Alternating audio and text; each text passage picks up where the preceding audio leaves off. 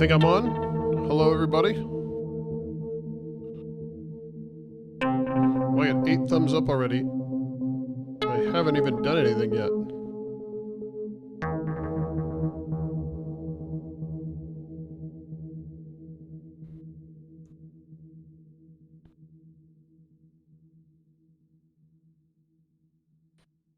All right, so today I'm going to try to walk through the Cascading Delay Network again. Hopefully with a bit more success than I've had in the past. It's one of those things that are kind of simple on the surface, but as soon as you start to dig in, it gets really deep really fast. So we're going to see what we can do here. If you have any questions, or if the audio sounds weird or anything like that, let me know. I can fix it, maybe. And we'll go from there.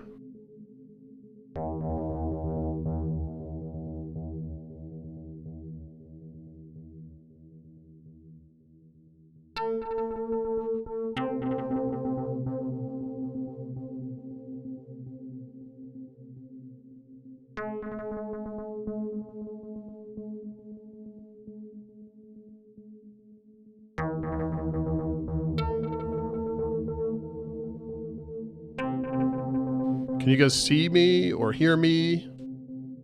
I don't know, I'm not getting any comments. So I don't know if my stream is working. Let me double check here.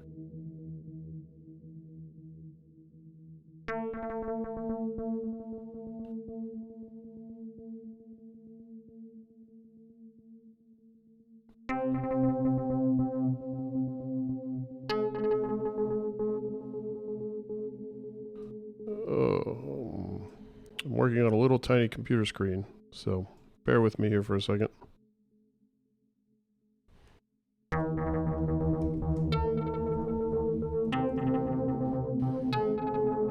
Everything looks good, sounds good, good. That's good news because at this point it would probably be a nightmare to change anything.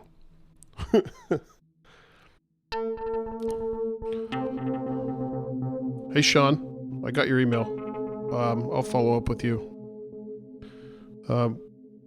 Okay, so everybody welcome.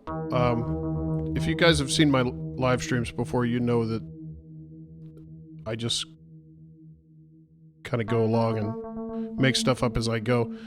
Today, however, I'm not building anything. I actually have an agenda with NAMM coming up next week.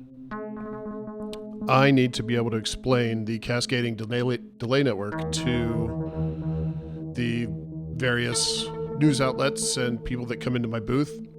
I need to be able to, in a couple minutes at least, get across what this thing is and why it's interesting. So I've been practicing in the stream a few days ago, and I've been sort of going over it in my head. I've been writing the copy for the website, some of which I put up on Modular Grid the other day. The webpage isn't finished. Michael Johnson and I haven't made a ridiculous video for it yet, so I haven't made the official announcement of the thing. That'll come at some point shortly after somewhere between NAMM and when I go on vacation. So in an effort for me to better understand how to describe how this thing works, I'm going to do this stream here. So if you have any questions, yes, that's the new system interface on the right. We actually changed the name from system interface to mixing console for no reason other than we thought mixing console sounded cooler, and it has sliders. So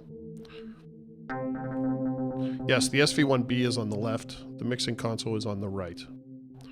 And between the SV1B and the Cascading Delay is a DIY malt with a sticker and some black spray paint on it. Because that was the easiest way to do it.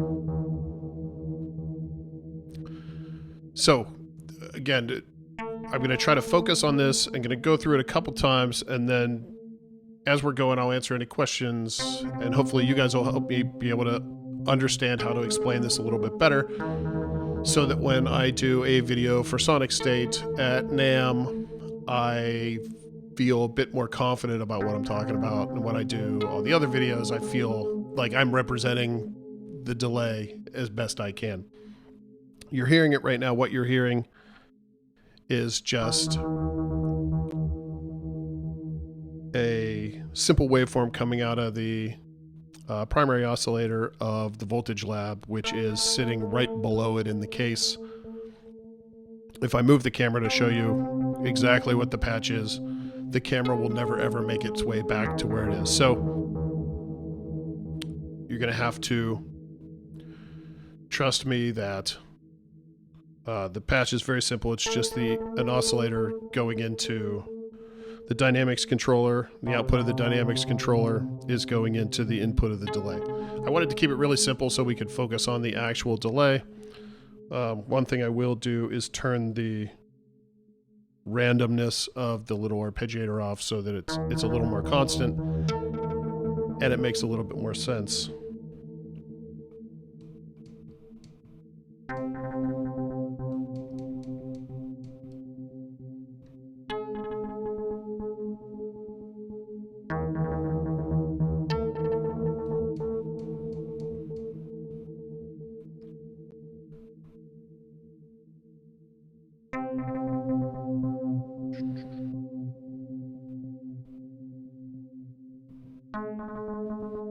All right, so again, what we're hearing is just a real basic waveform. So starting with the cascading delay, the idea of the cascading delay was, in its most basic form, it's 4 delay lines. Each delay can go from 45 seconds up to 600 milliseconds or 0.6 of a second.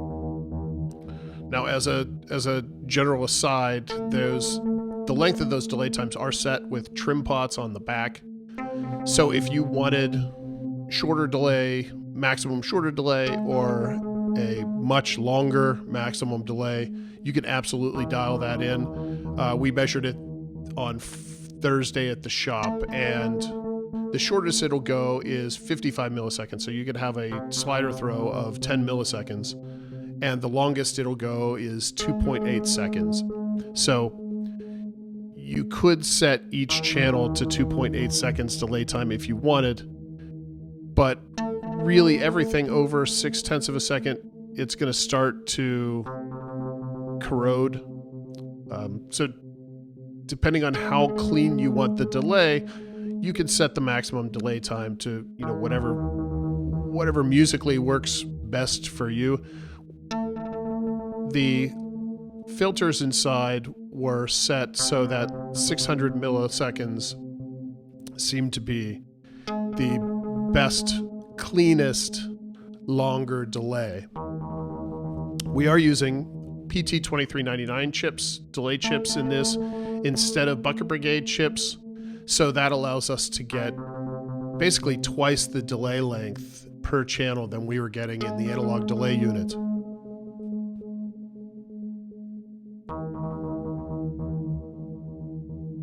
Yes, WY. The only sounds are an oscillator into the delay through a dynamics controller acting essentially as a VCA.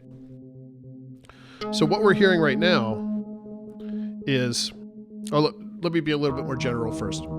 The Cascading Delay Network has our 4 channels, and there's 5 different modes in those 4 channels.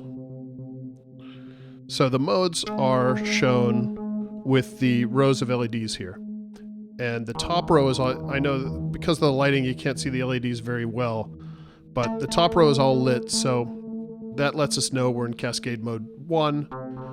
Cascade Mode 2 would have the second row lit. Cascade Mode 3 would have the middle row lit. Cascade Mode 4 would have this row lit, and the bottom all yellow LEDs would be Cascade Mode 5.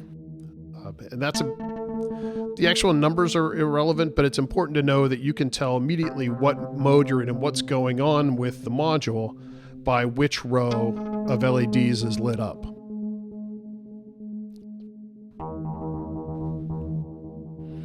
So the mode we're in now, Cascade Mode 1, you can see that between all the LEDs there's a white printed line.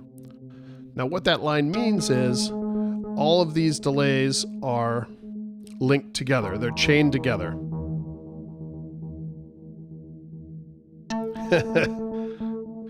Yes, Skulldrazer, they've been making that chip forever. Who would have known? Who would have thought that in an era of beautiful DSPs, people would still want bad karaoke reverb chips? But I don't know, I think they sound great. It took a lot of work for us to get them to sound great, but I think we did a pretty good job. Anyway, I digress. So mode 1, what we have is all 4 channels creating one large delay line with one unified feedback path. And what that means is, if I clean this up a little bit here, and we change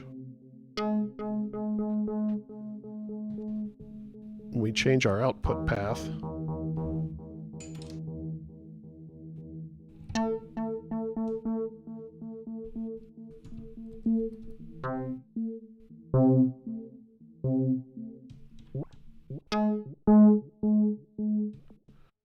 what we have is one long delay. So each of the channels adds to the delay time. And we have one single delay. Because we're coming out of the output of 4, what we have is one loop. And we can then add, of course,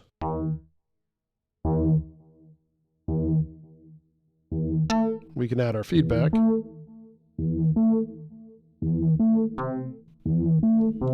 But essentially, one delay. Now, if you wanted to add taps to that, you can tap in at any of the additional input points. So we could tap in delay 3 here.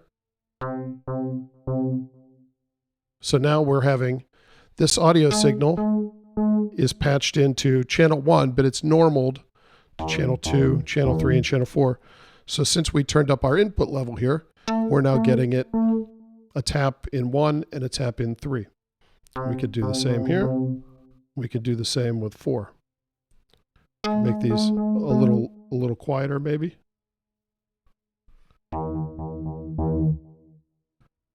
And because you have the delay line is adding up all 4 channels, but you have control over the length of each one, you can create some really interesting patterns.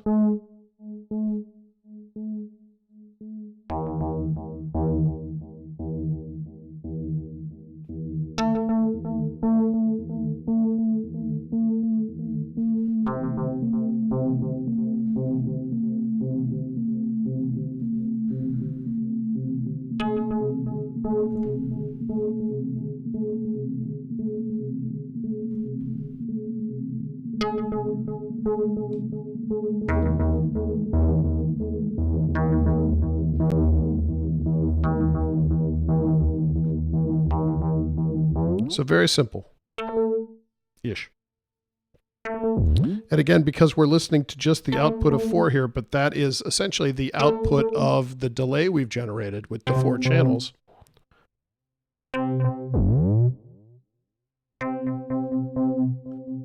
Then the mix is determined by our mix output here. Now, just because this input is normaled to all four inputs, and we have control over the amount of those inputs passed into the signal chain, doesn't mean you can't patch in at a different sound or something else into these and override that.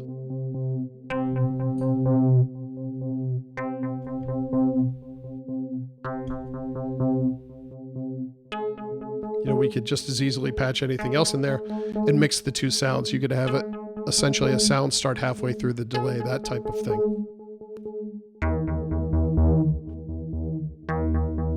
So that's really the basics of it. You can see that these three, because we have one large feedback path here and we have created essentially one long delay, these three repeats sliders, the LEDs, are off. That just means that in this current setup, they're not being used. So it's really easy feedback that, if the LED on the slider isn't on, you know that that feedback slider, that repeat slider, is not going to control anything for the patch.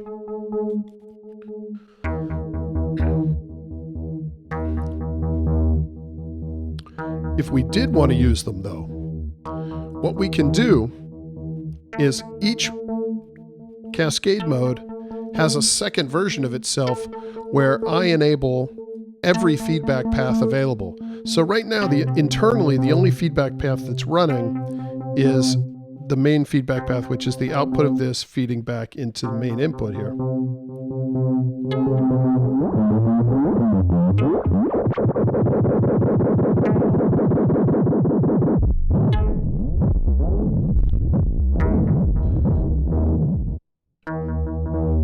A basic delay feedback path.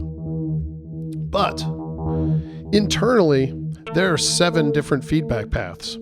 We have the output of 4 into 3. We have the output of 4 into 1. We have 3 into 1. And we have 2 into 1. Pretty sure I missed a couple there, but you get the idea. A lot of internal feedback paths that right now we're not utilizing. So each Cascade mode has a sort of alternate version where I just enable all the feedback paths. You get quite a different effect then from the feedback. So we'll do that. You can see I hit the Cascade mode now. All of the feedback path LEDs are lit up, all the repeats. So if we start to add some feedback here, you get a really big reverb type effect out of this now.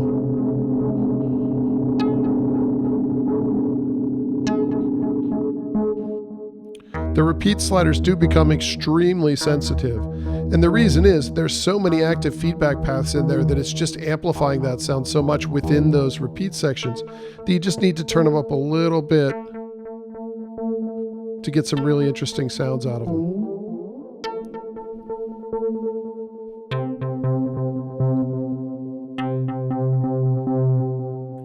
So you really can get some nice reverby effects out of this.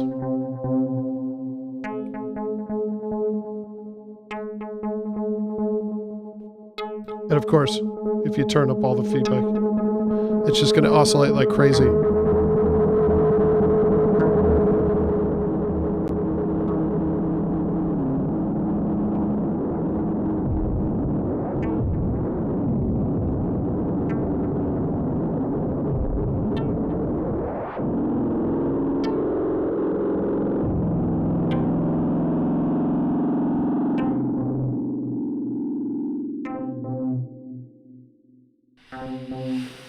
So that's Cascade Mode 1. It's essentially one long delay with 4 different taps that you can use to modify.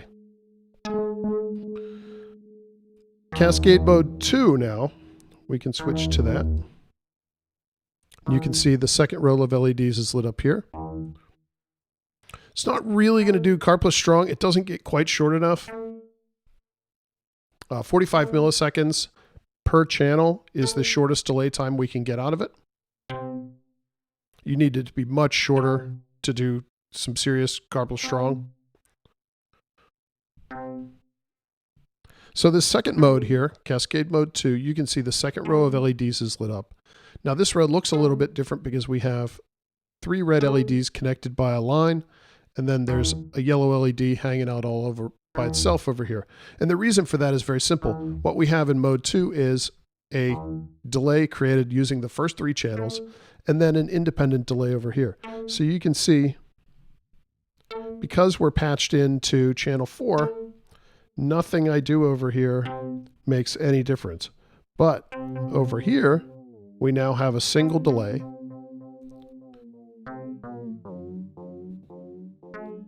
that we can use throughout the system.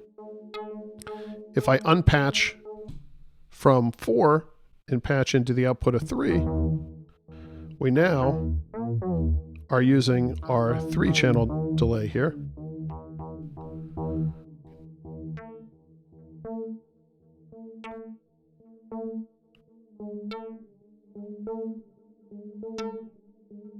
You can see these 2 LEDs are not on, which means they're not active currently. So we have 1 feedback path for the 3.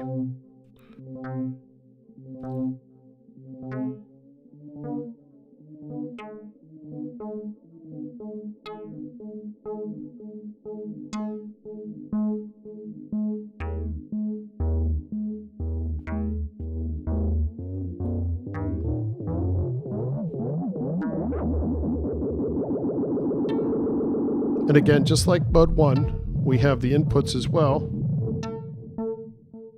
that we can absolutely add our taps.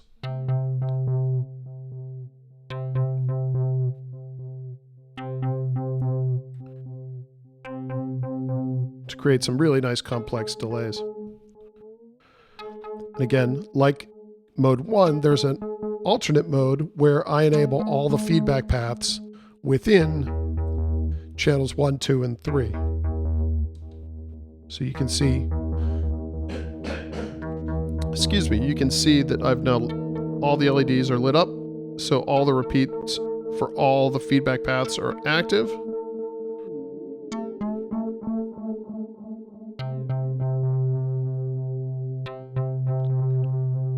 And we can create some really interesting sounds. And again, if I patch back into 4, still just a standalone delay over here.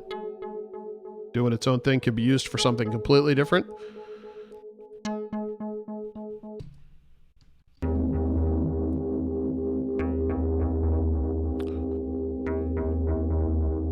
Or, if you're feeling fancy, because the output of this delay is different than what's going on over here, you can take out the output of that and, say, patch it in to 2 here.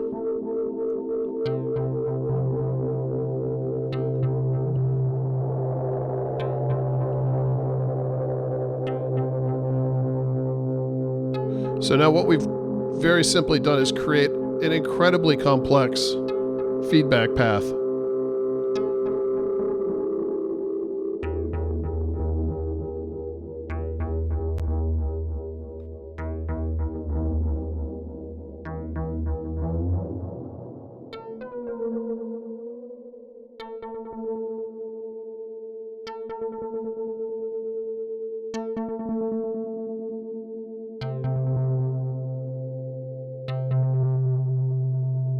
So you still have the input here passing from this channel into this channel into this channel as one feedback loop, but then we're using the output of this standalone delay here.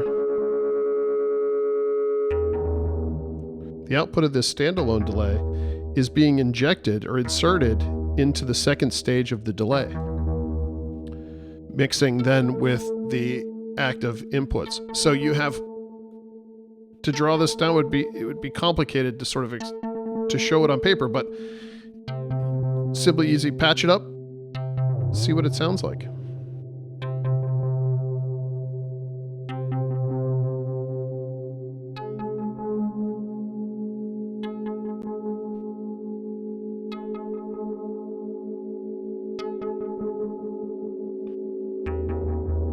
See, Sean, I'm waiting until I get back from NAMM to buy my 2600. I'm actually hoping they come out with a little one, because I love my 2600, but I wish it was smaller.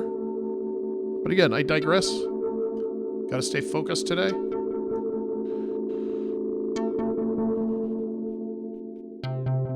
So if we take this out and keep things simple, just to get through the modes here. So that's mode 2. So we have the first mode is all 4 delays. The second mode is 3 and 1.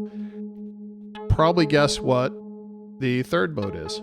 If we switch now to the third mode, you can see we have the third row of LEDs is lit up.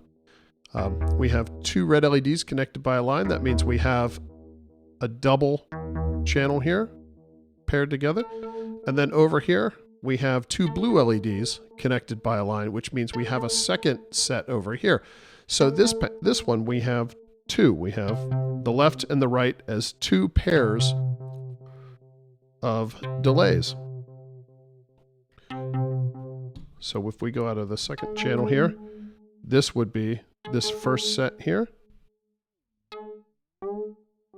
So I hope you're starting to see that this is, on its surface, it's very easy to use and very easy to understand and generate these very complex setups. You essentially pick how many delays you want grouped together, and then you really start to dig in. Mode 3, like I said, we have grouped together 1 and 2, and we've also grouped together 3 and 4. So this is the output of 1 and 2 here. The mix is determined by the output.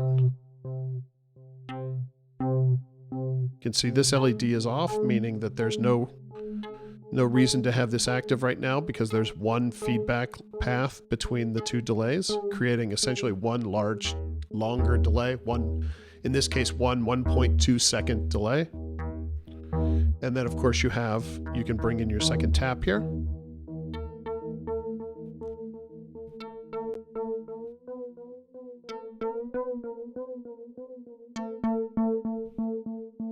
The other side's the same way. If we patch into output of 4, this is channels 3 and channels 4.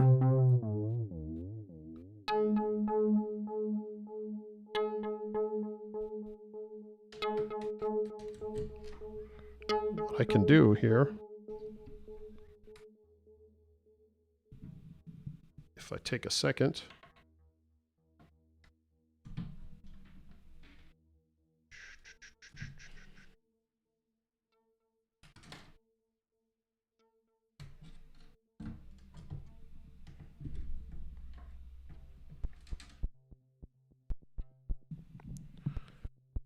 I can set up a second sound here.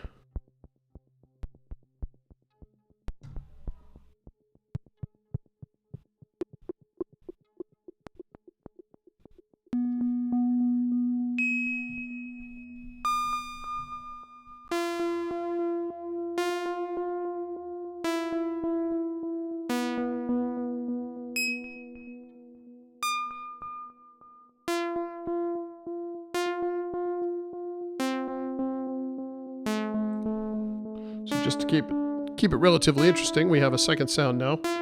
This is the SV1B. So we have that patched. Now, of course, I haven't connected the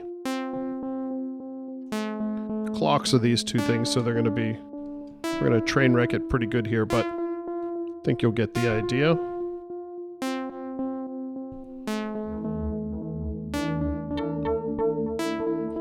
So what we have is the left two controlling a 2-channel delay of the voltage lab. Sorry, I keep hitting the camera. And the right two controlling the SV1B.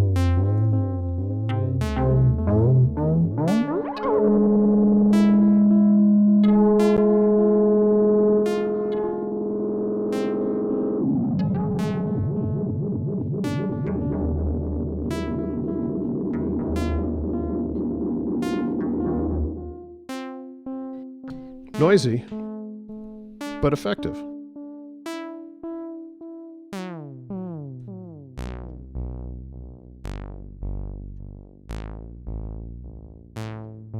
And again, like the previous two modes, we do have the ability to add additional feedback loops to the left side, the right side, or both sides.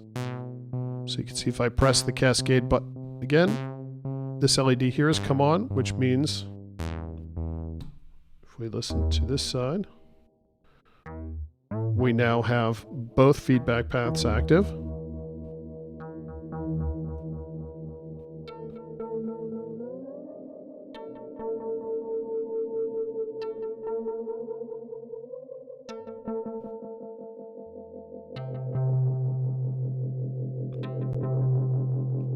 But the right-hand side here, you can see that this, or maybe you can't see, this LED is still off. So this one still has this unified feedback path. If we hit the Cascade button again. That turns on. Now we have both channels have all the feedback paths active. So this channel's feeding back to channel 1, and channel 1's feeding back to itself. And the same here. This is feeding back to 3, and 3's feeding back on itself. It's to create these really nice, dense effects.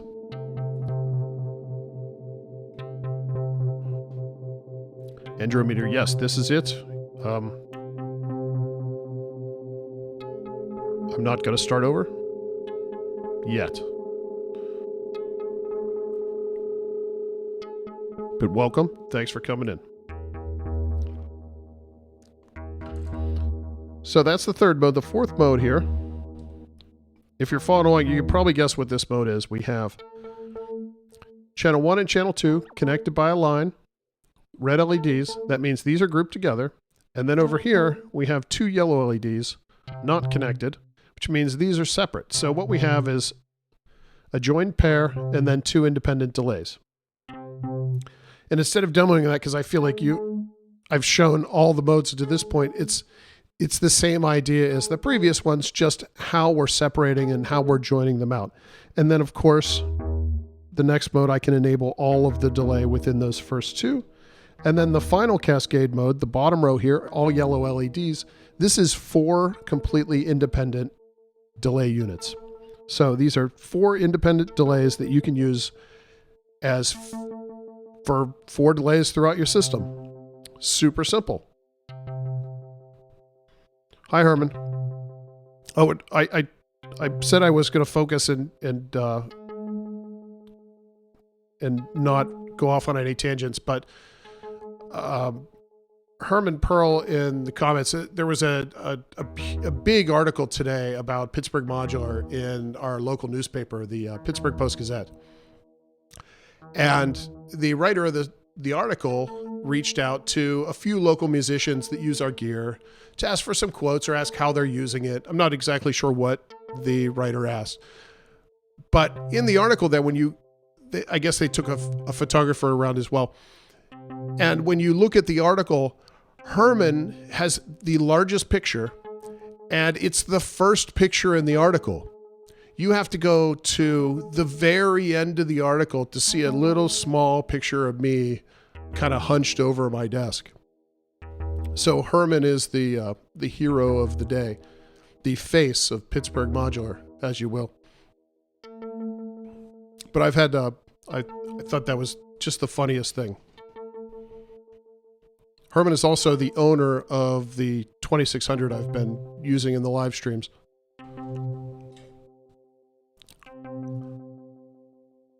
I don't know if I can. I think there's a paywall. So I'm not going to link to it, but if you Google it, I think there's like some press reader or something page that it finds it, and you can read it there. But it's awkward enough that I'm not going to link to it. Hello, Big Island. Okay. So now that I've walked through the basics of how the channels work. Oh, I'm sorry. Let me talk about the Cascade Mode 5 a little bit, because it is 4 independent delays, it ends up functioning a little bit differently because there's no interaction. So there's no alternate mode where No, Herman, you are the star. So there's no alternate feedback paths. There's just each channel has its own dedicated feedback path within itself. Right now we're listening to channel 2 here.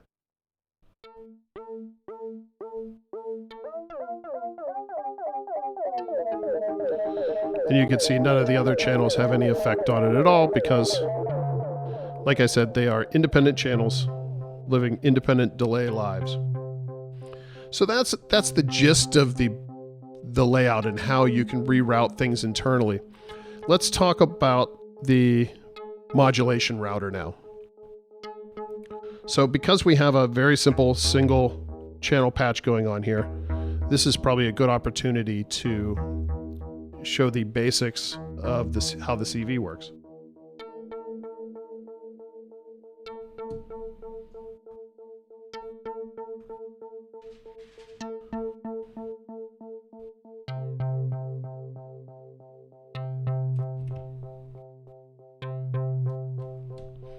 So what I've done is patched a triangle wave from the LFO and the SV1B into the first CV input in the cascading delay.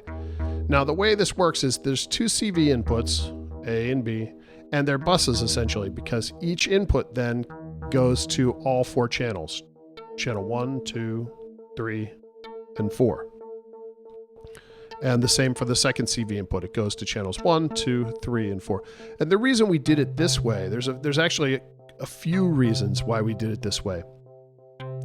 Because the delays cascade together, I thought it was important that you can use the same CV input for multiple delay lines. Because if you have all four delays, if you're creating a really long delay and you want to modulate that, you can then turn the CV up for each of the channels then, so they all move together. The second is the second bus here. You can see, you can't quite see the LEDs, but there's a red LED to indicate this side and a yellow LED to indicate this side. And if you patch into here, it's normaled to the second side as well. But what we've done is invert it so that if you only have one CV going in, it's inverted to the second side. So you get the negative or the inverse over here. The CV attenuators themselves are not attenuverters. They're only positive. So having this normaled and inverted allows us to still do the inverted CV.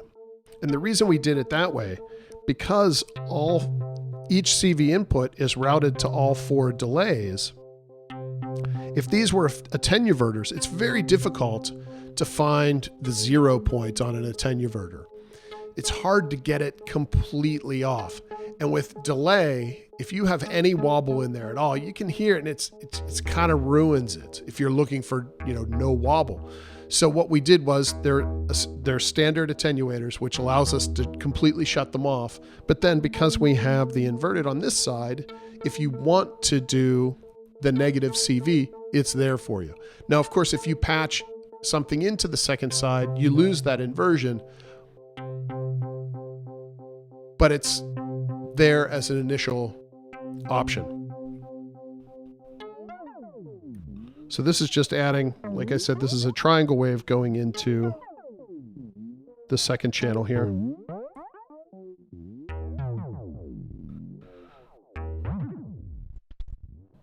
Now we can flip to the negative side here. And we're getting the same thing.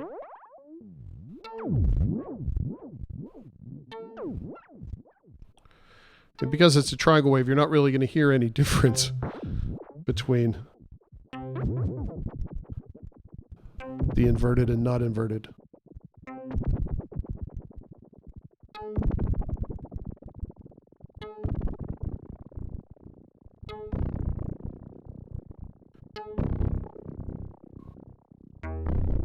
You can get potentiometers that have a center dent. What makes it an attenuverter and not an attenuator is how you wire it up. The physical potentiometer doesn't determine whether it's an attenuator or an attenuverter. That's determined by the circuitry around it.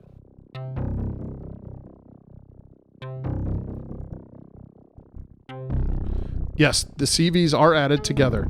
So if I add... Yes. So if I add CV from both sides, they're essentially canceling each other out.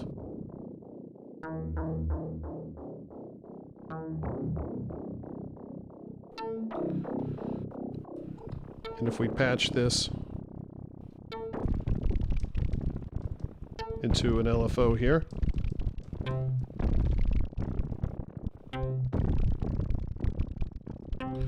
now this second channel is patched into a function generator from the voltage lab.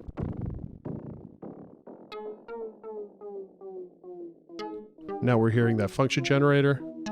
We can add in the LFO.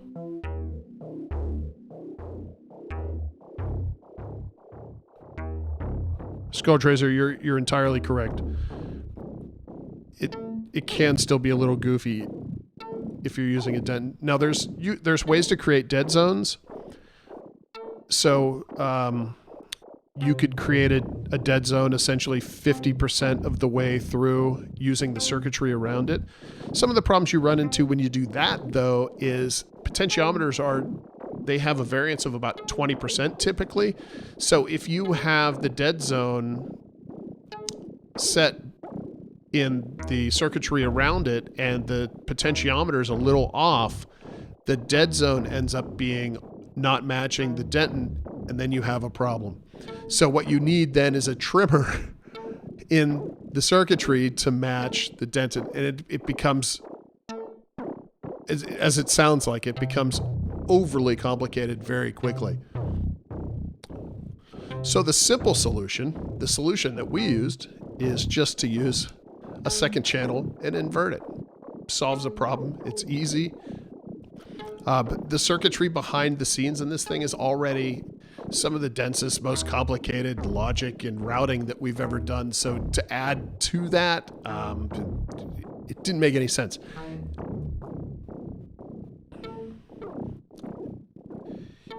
You can't quite audio rate the CVs.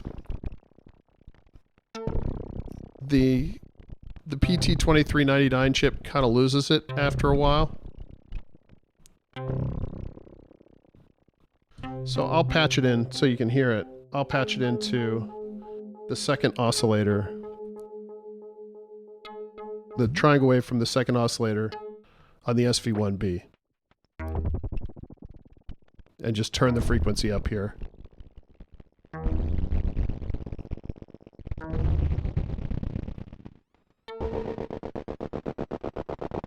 And you can hear it, it kind of loses it after a while.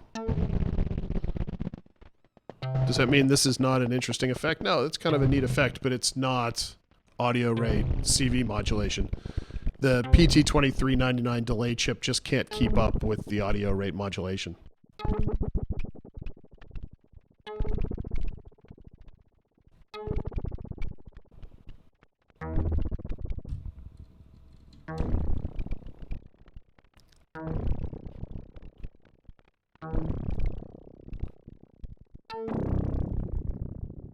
So that's our modulation section. Now we've been listening to just a mono single output here.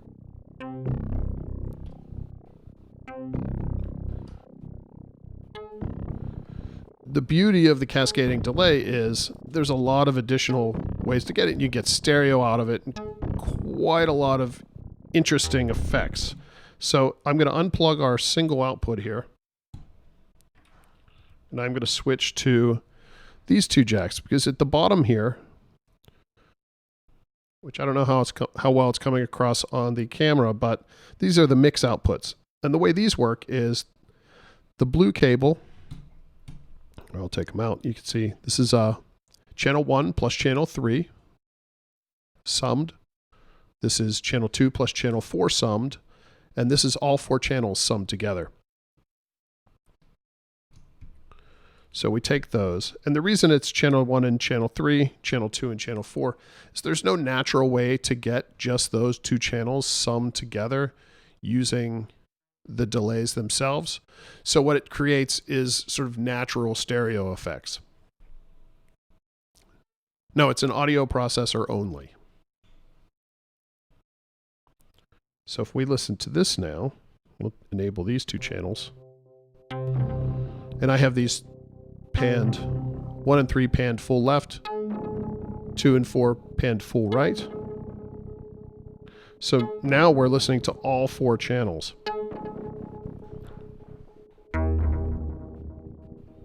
I'm going to turn down the CV here.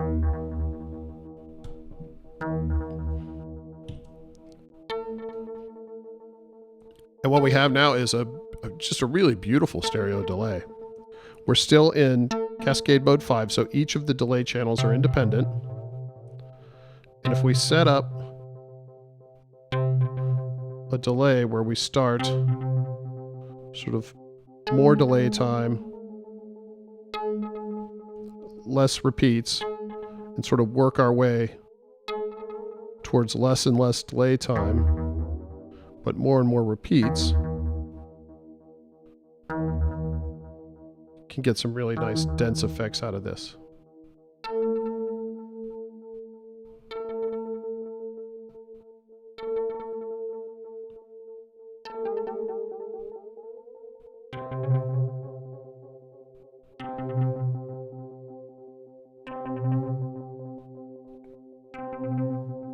So here you're getting a really nice reverb effect using the 4 channels independently, but then using channel 1 plus 3 and 2 plus 4 as stereo pairs.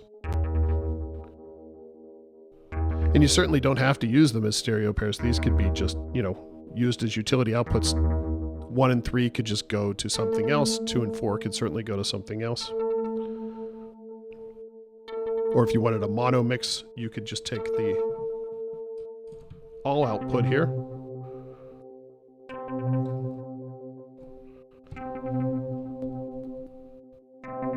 So this would be the mono version. This would be our all output. And there's all of them.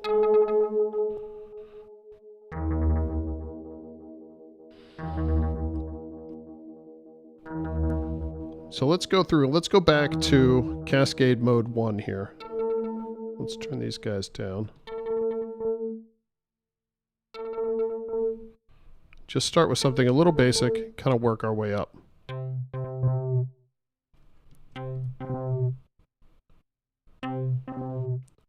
So what we have going on now is we're in Cascade mode 1. And this is sort of going to be the reset on my little speech here. I'm going to basically start over, but I try to tighten it up a little bit. See how we go. And again, keep asking questions in the comments. I'll read through them and answer them as I go. It's definitely helping me understand what people don't get about what I'm saying. So definitely keep the comments coming. And here we go again. So Cascading Delay Network is 4 independent delays, but internally, they can be rerouted and reconnected to create quite a bit more. So you have 5 different cascade modes, and what the cascade modes do is they set up the routing of the delays. Cascade mode 1, you can see the top row of LEDs is lit. There's a line connecting them. What that means is this is one delay line. So if we patch into 1 and patch out of 4, what we have is one long delay line where each of the delay sliders affects the length of the delay.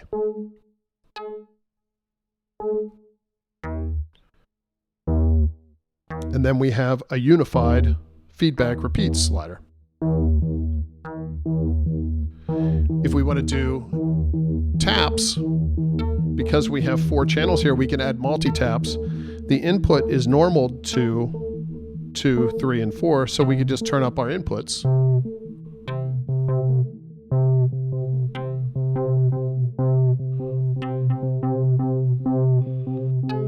And that's how you add taps. Super easy.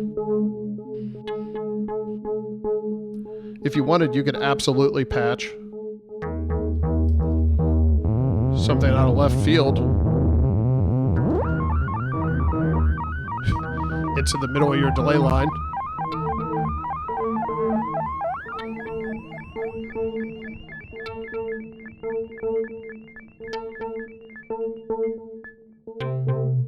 So that was just the SV1B being patched into the middle of the delay line.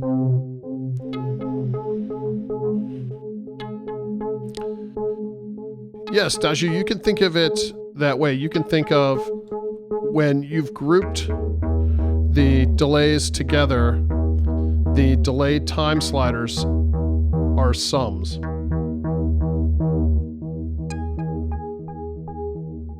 So when we're listening to the output, the delay length is the sum of each channel that is linked together.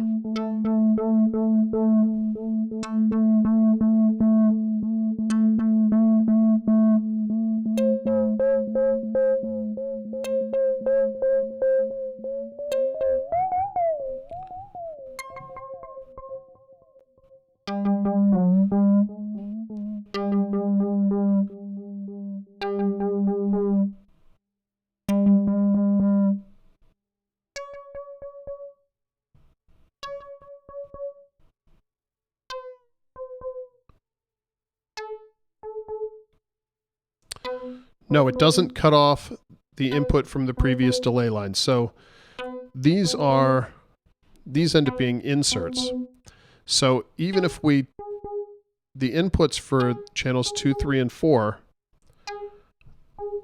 are normaled to the input 1. So even if we turn down the input level, which would be the tap input, we still have one large delay line here.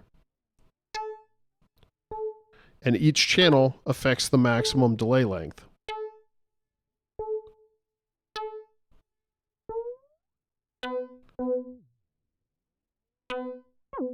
But we can add, and I can take the SV1 again, we can patch the SV1 into here, and as we bring in this input,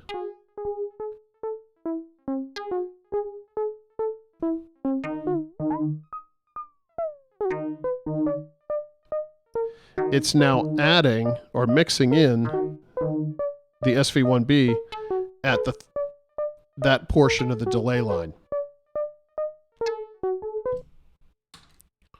So the inputs are summed with the overall delay line. Yes, that's exactly what it's doing. It's breaking this normal and adding in whatever you want. But again, you still have the feedback and the delay line itself running independently of the inputs. When you group together 4 channels or even 2 channels, when you group the channels together, the way it works, it doesn't just come out of the output of one isn't normaled into the other. It creates a secondary delay line path internally, and that's where the delay is. The inputs and outputs are always independent of that, so they can be used to insert signal into there, but they never disrupt or stop the signal flow of the created length of the delay line. And those are some concepts that are easy for me to understand, and it seems perfectly natural way to do it, but I feel like I'm having a little bit trouble conveying that in a way that makes some sense. So that's why, one of the reasons why I'm trying to do this is I want to be able to convey these ideas in a way that people can get, because again, this thing looks very simple, but there's a lot going on under the hood, and I want people to understand that it's there.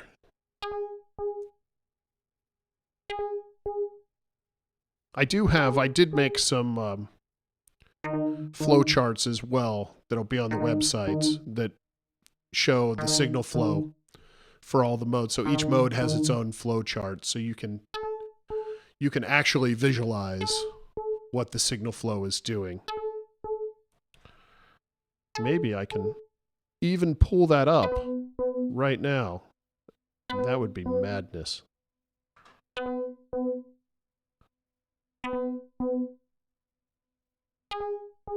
We will try, because I do think it's important to understand what's going on.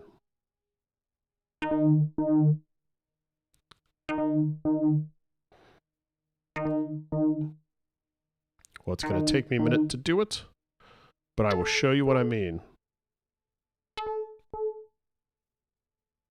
Sorry for the super exciting time here.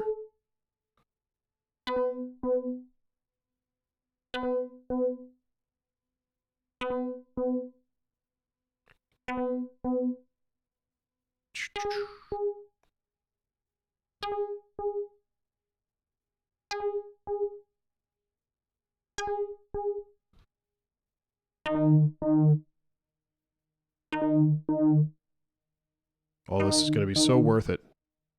Just wait. So worth it.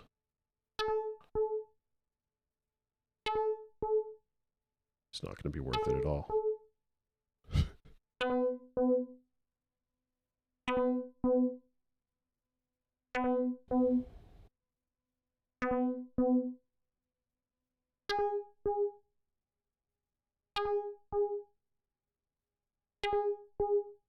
Okay. Okay, so here we go. This is the draw. This is what I'm talking about.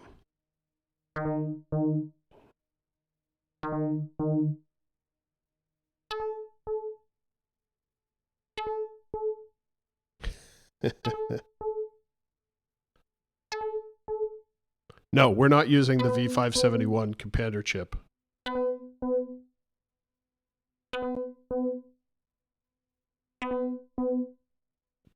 The analog delay unit and the delay and the voltage job use a Compander chip. We're not using the Cool Audio version, but this module doesn't use a Compander. So the drawing here, hopefully it probably makes less sense now when you see the drawing. But you have your input signal here. This is what's patched in to channel 1. That then creates the delay line, and then you have one large feedback path here. The input is also then passed to the inputs of 2, 3, and 4.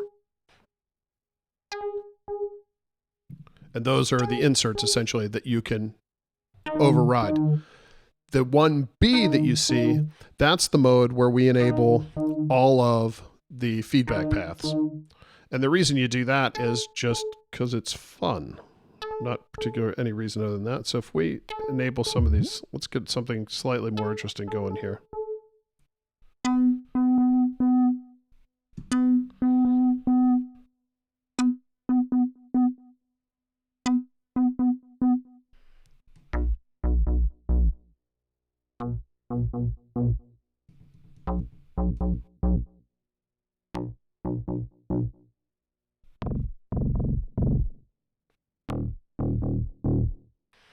So this is B1A, where we have one feedback path and then it's inserted for our taps. If we switch the mode to 1B, now all of the repeats are active and all the feedback paths are active, and you can see there's 7 feedback paths in this mode that are active. And what that does is it just adds a ton of density to the sound. There's a lot of weight to the sound. Yes, 1B is when all the sliders are lit up. I think I can maybe... It doesn't let me really move it out of the way. But you can see I'm in 1B now, and you can see these sliders channels for 3 and 4 are lit up because we do have all of the delay or all the feedback active. Yeah, I understand you can't see it.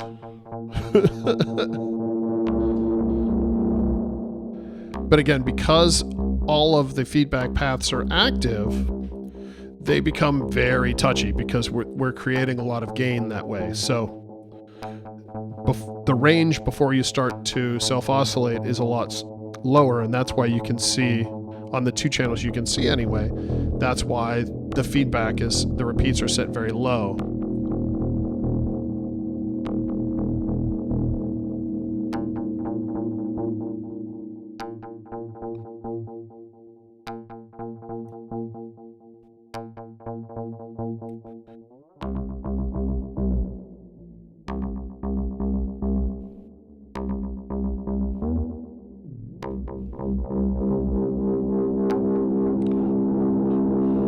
You can't get a little out of hand of this. And again, we're still listening to this.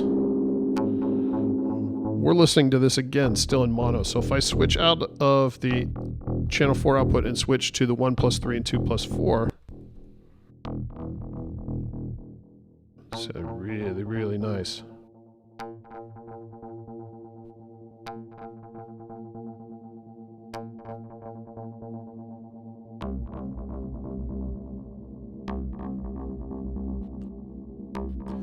3 doesn't go into 2 because in the way that the modes break down, there was no need to create that feedback path.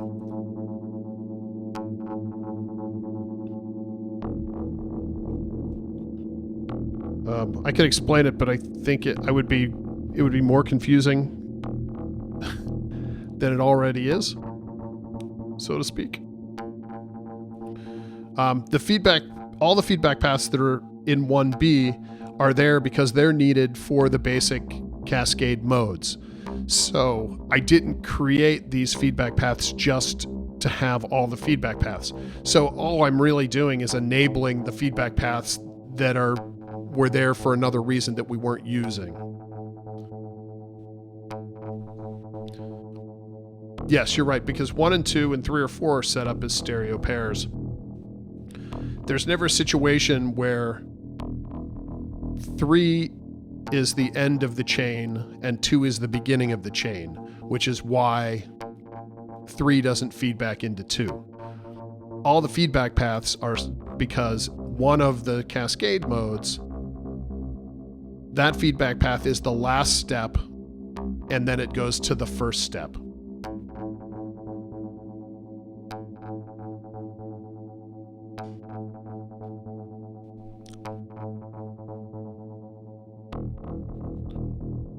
So I'm going to turn off my...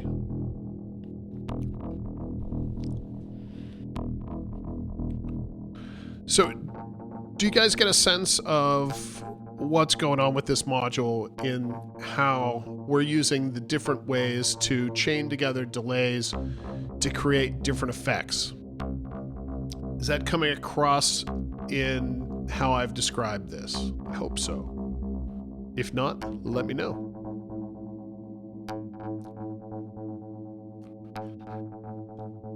So if anyone has any questions right now about really anything at all, let's do questions for a couple minutes, and then I'm going to go back and I'm going to start at the beginning and walk through it, hopefully much faster this time and much cleaner, so that I'm a bit more comfortable with the process. I feel like I know how to explain it now. I just kind of have to do it, if that makes any sense at all.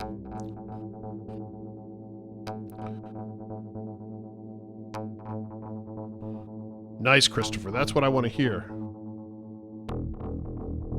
Yeah, and again, the flowchart, there's one for each mode. They'll be available on the website. So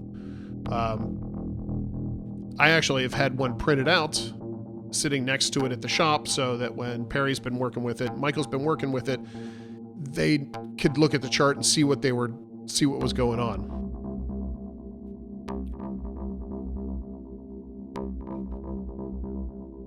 Thanks, Yam. I appreciate that. We worked very hard on it.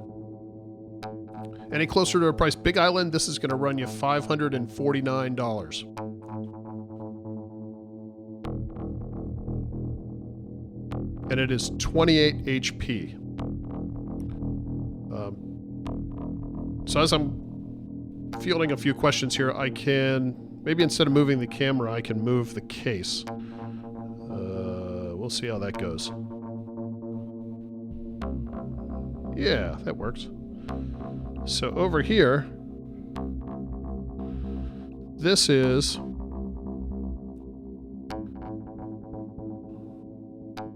TL3SS. I wish I knew how to pronounce that. I'm just going to go with TL3SS. Yeah, we're going to run through it again, so you're in luck.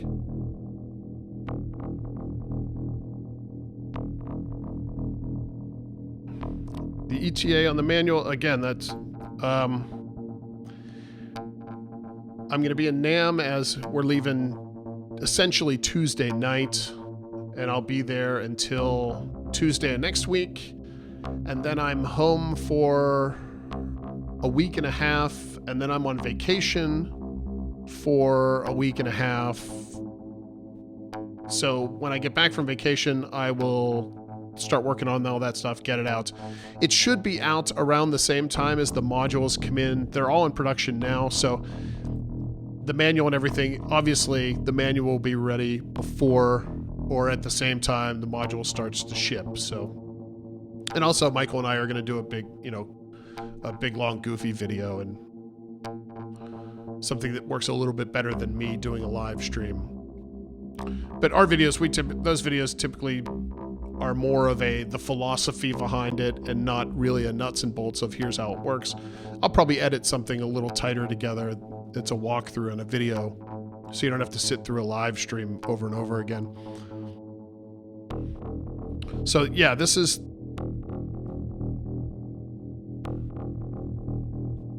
the mixing console. It's the same module as before behind the scenes. We really liked it.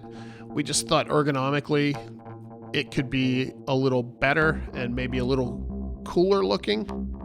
So we switched the user interface up a little bit, but all the functionality is there. I think the functionality is really good. It's got quite a lot going on. You have 3 channels with preamps built in that you can boost a signal up to 30 times, so it's great for effects pedals and all that, or loops within and out of your Eurorack system. You also have an aux send, which is a mono aux send but stereo aux returns. You have a separate bus that you can use for something else. The functionality of this thing is very, very dense. There's actually a flow chart up on the web page that I think over-explains it in a way that there's so much that the chart is hard to look at. It becomes useless. So again, it's another one of those modules that's very simple until you look at it and you go, oh, I can do that. Oh, I can do that. Little things like channel 1 has a dedicated output. And the reason it has a dedicated output is I didn't want you to have to use the system bus or the aux send just to patch a signal back in from a guitar pedal, for example. So channel 1, you would patch your signal into channel 1, and right out of here, you have post fader, post preamp that could then go into your system, into the filter or wherever you're going to patch it into your system, without having to use the main bus, the bus, or the aux. So it really maximizes the usability of this thing.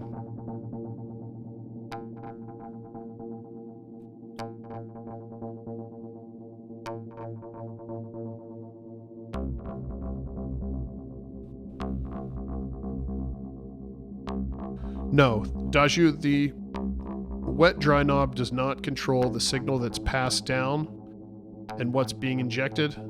The wet dry knob controls just what is coming out of the channel output jack.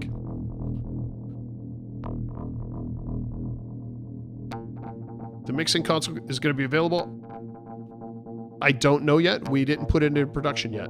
So I think the way it's going to work is we're going to put right now the SV1B and the Cascading Delay are in production.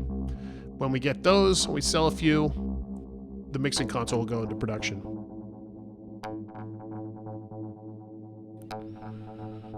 Slide this back now.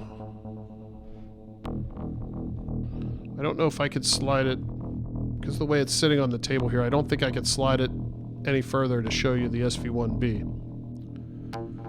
So maybe I'll do that after we run through this guy one more time. I'll move the camera around without fear of the camera not getting back into this position again, and show you the SV1B. I also have the Organic Waveform Designer module in here as well, which is the filter and warp circuit from the Voltage Lab as a standalone module. So let's do this one more time.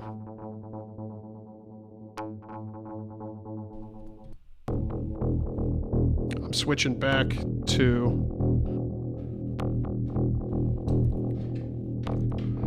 my mono output here, and we're going to go to Cascade mode 1. Let's make it real simple here.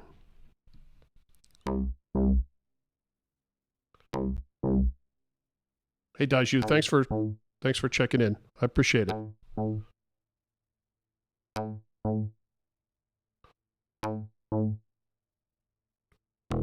Took the caps on the sliders on the mixer. That's an incomplete sentence. So I can't answer that, even though it has a question mark at the end. Okay. Let me...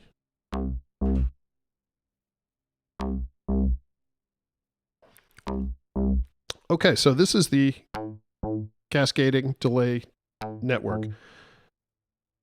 We have, at its most basic, we have 4 independent delays. Each delay can delay from 45 milliseconds up to 600 milliseconds.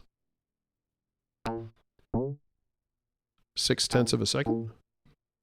And then you have your repeats, your feedback.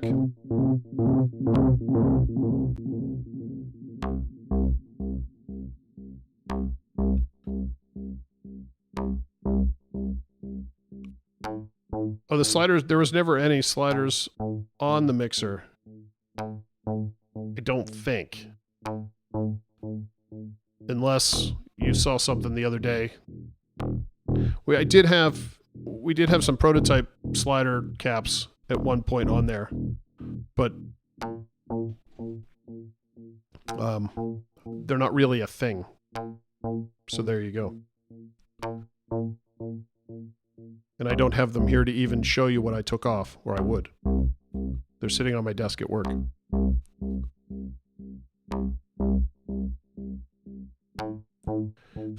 Mode 5 would be the most basic. Do you think it's weird to start a demo saying, okay, let's start in mode 5? I don't know.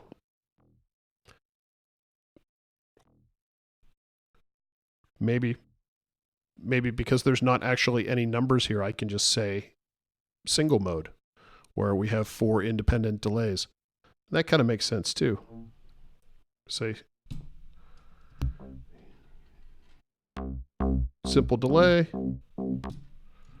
Inputs are normal together. Simple delay.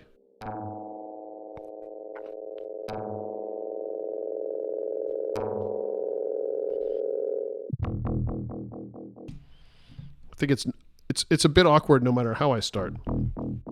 But you're right, I should probably explain. 4 independent delays. What makes the Cascading Delay Network interesting is the network part of the name. Internally, behind the scenes, there is a network of signal paths that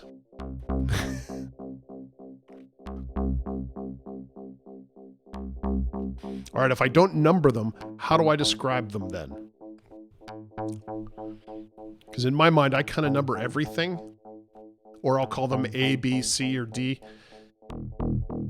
So what do you think? How should I describe these then? This would be, if we're switching between Cascade modes, each mode has to have a name. We could call this independent mode? I don't know. We'll call it independent mode. All 4 channels are independent. It's awkward either way. So this functions as 4 separate delays. Where it gets interesting with the network part is where you start to... Well, Norman, you have to tell me what those names are. All yellow, all red. All right. But that doesn't explain what they do. Sure, that says, okay, it's this row or it's this one, but that doesn't tell you anything about what's going on. If we're going to change it from 1, 2, 3, 4, 5 to something descriptive, it has to be descriptive. I'll think about it because the point is to make this easier to understand and use. And if I could do that in a way that people can understand, then I will. I think it's just easier for me to do 1, 2, 3, 4, 5. But let me see what I can come up with.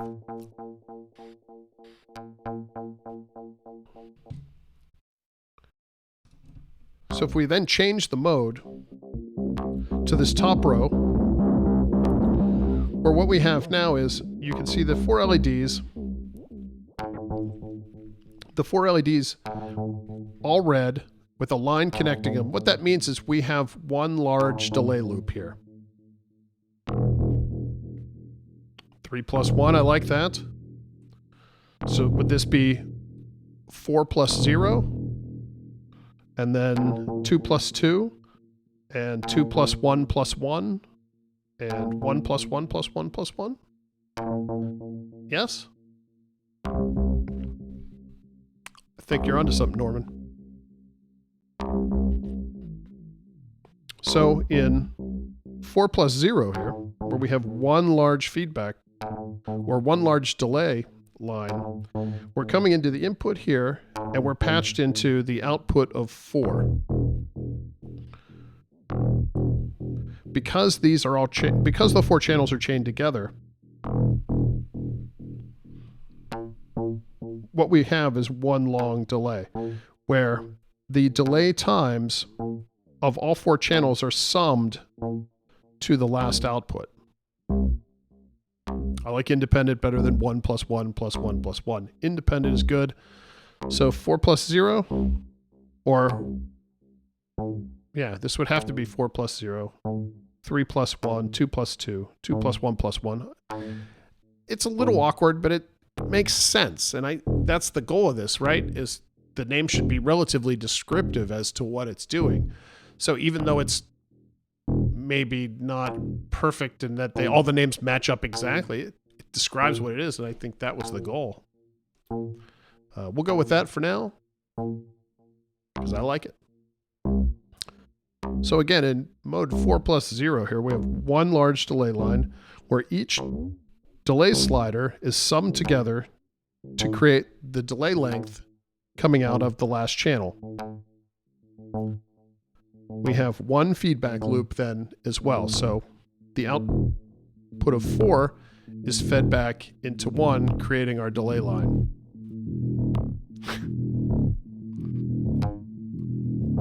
If we wanted to use the inserts here, this input is normal to 2, 3, and 4. So we can just turn up the inputs here. And those are our taps in. So we could do a multi-tap delay just by turning the input levels up. And then you change the length of each tap, delay time, just by using the sliders.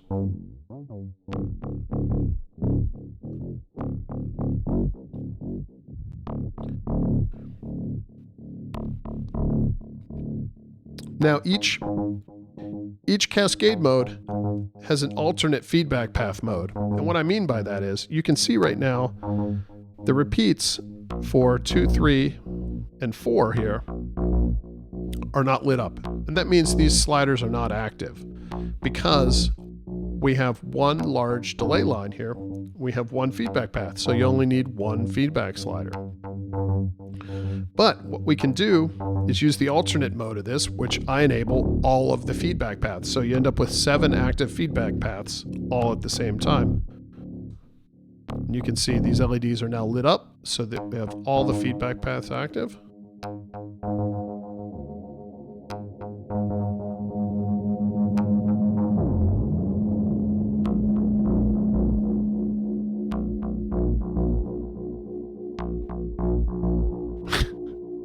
Moonbeams and roses delay. That's my favorite. So now that we have the alternate feedback paths, we have 7 feedback paths going all at once. So you end up with this very dense, very rich reverb type effects.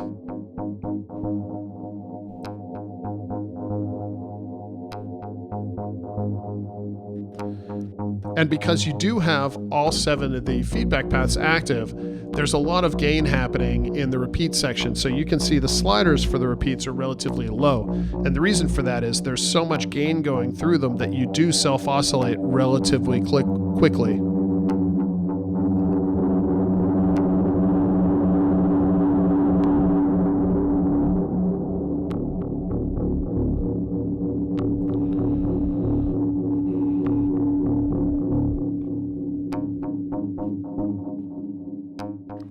So the all feedback path is nice if you want things to get out of control, because it goes off the rails in hopefully really interesting ways, but it definitely can go off the rails. So let's switch now to the 3+1 mode. Yeah, see? I like that.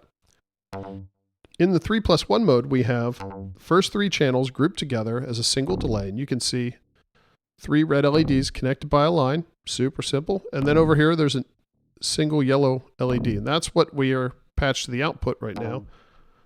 So that's what we're going to hear. These sliders over here don't have any effect because we're patched into channel 4.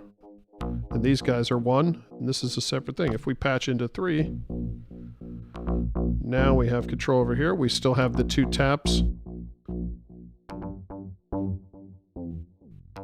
So we can get our multi-tap if we want it, or we could turn those down and just have one long delay line. Because this is 3 channels, each channel could go up to 600 milliseconds. This is going to be 1800 milliseconds, so 1.8 second delay you can get with this. And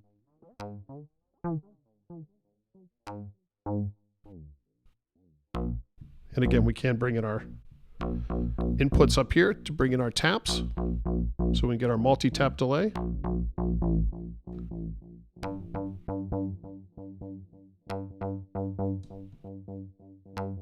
Just hit the Cascade mode button again. That enables the all feedback paths. So we have, you can see all the repeats, LEDs are lit up, meaning that we now have all of the available feedback paths within the group channels are now active.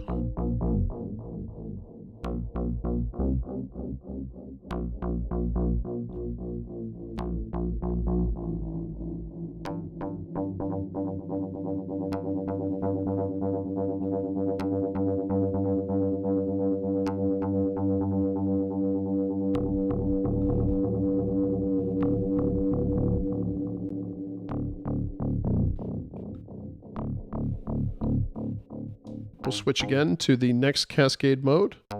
This mode is 2+2, so we've grouped 1 and 2 together, and we've grouped 3 and 4 together. So if we switch now to 1 and 2, this is one delay line between the 2. We'll turn down our tap there. Now you always have, I've been listening to the output from the last channel, because that gives us a full representation of the complete delay. But you, of course, can patch out of here as well. And what we can do, because we have 2 channels here, I'm going to take the 2 delays that I have, or the 2 channels on the mixer set up as left and right, and I'm going to patch those into 1 and 2. And you can see what we have now is a stereo delay.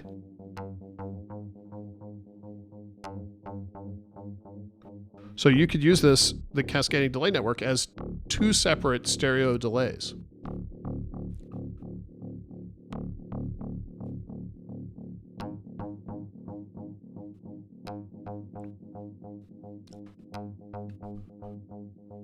And of course we can bring in our tap.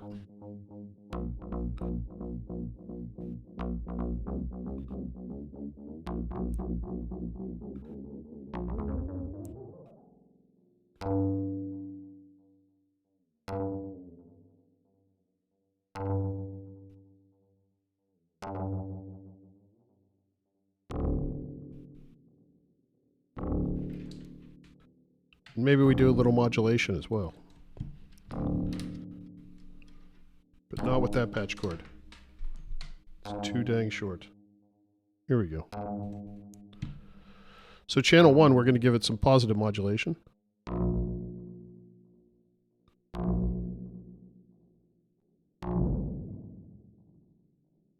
And then channel 2, we'll give it some negative modulation.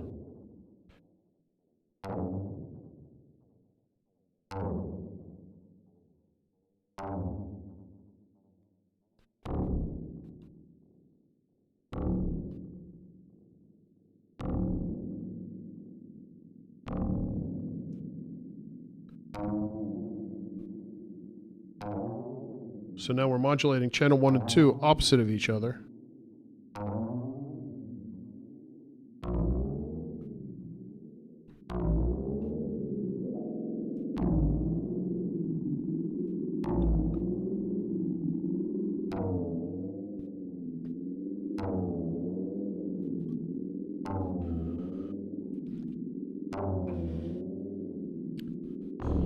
Organic's kind of a funny way, an awkward word for us with this module, because, you know, we've spent the last year sort of talking about the idea of organic analog synthesis. And, you know, it's something Michael and I believe in quite a bit. The idea that, you know, we're pushing analog and doing things with analog that hasn't been done to create these sounds that kind of sound like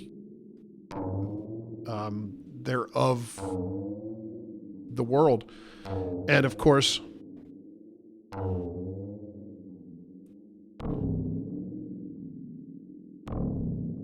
no, Herman. Maybe. It's difficult to patch up something super complicated and interesting. And also, it's difficult in the context of this to make it make any sense at all between what you're seeing and what you're hearing. But I could certainly patch up something a little bit more, a little fancier maybe.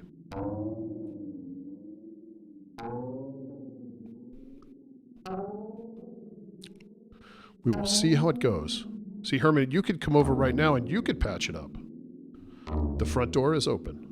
Just saying.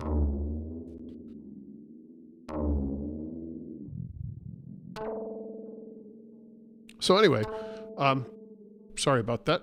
Yeah, the idea of organic analog synthesis, because the Cascading Delay Network is using these PT2399 chips, which at their core are digital delay chips. It's been hard to...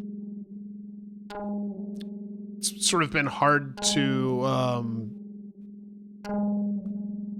sort of justify that maybe, or come to terms with it and how it fits in with what we believe Pittsburgh Modular has evolved into. But the sort of short answer is we tried to do this module with BBDs. And what happened was, when you have 8 BBD chips in here, you end up with what I always felt the delay time was it was shorter than you would want it to be, because each channel ended up only being about 1/3 of a second. So the maximum delay time you could get was about 1.2 seconds. And also, when you cascade 8 BBDs together, it gets really noisy, like uncomfortably not good noisy. We can do 2 really well, you know, with the analog delay unit, with the delay in the voltage lab, but chaining 8 of those chips together, it didn't work. It didn't sound good. So because of that, we said, well, we don't want to scrap this idea, because we really liked the idea. So it was, well, let's find the next best technology. And I believe that PT2399s, even though they're digital chips, they're handled in such an analog way. You know, it's analog in, analog out. It's a resistance control over delay time, that it worked within the context of this module. And it allowed us to continue working on it and bring it to market. Because otherwise, if we used BBDs, it didn't sound good enough.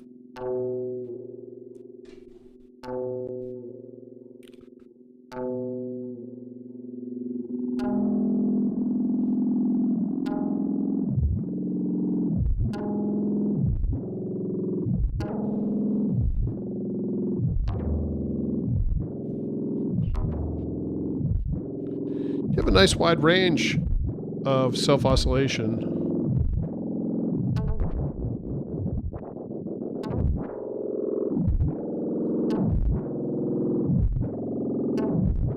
Let me turn down the CV here.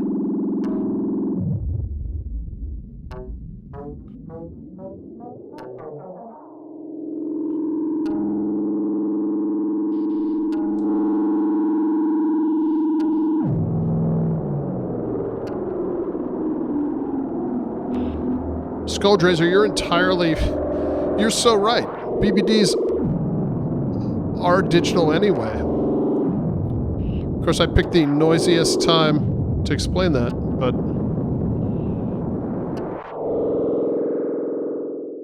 yes, Skulldrazer, you're entirely right. BBDs are essentially digital because you're sampling a voltage, passing it through, and then putting it all back together in the end. They're digital in the same way that, passing an audio signal through a sample and hold to do a bit crushing type effect is. Hopefully with BBDs it happens so fast though that you can't hear. There's so much noise and slew happening with the BBDs that you don't hear the individual chunks.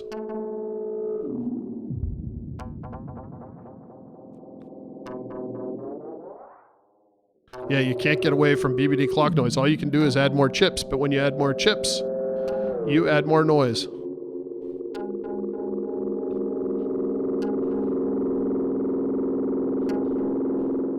When we just did this with the analog delay unit and the voltage lab, the day Michael Johnson comes in and we sit down, and the goal is to determine the filter cutoff and the maximum delay time of the module. It's always a disappointing day because there's no combination of those two things that you're going to be happy with in the end, because you're always fighting that clock and you're always fighting noise.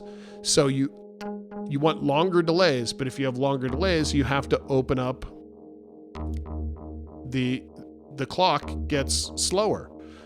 And when the clock gets slower, it dips lower and lower into the audio rate. So you have to filter that out. So the delay signal gets darker and darker and darker. And if it doesn't, then all you do is you hear that clock noise. So it's this constant battle of trying to get as much high end out of it as possible and get it as long as possible. And neither one's going to win. So it's always a very frustrating day.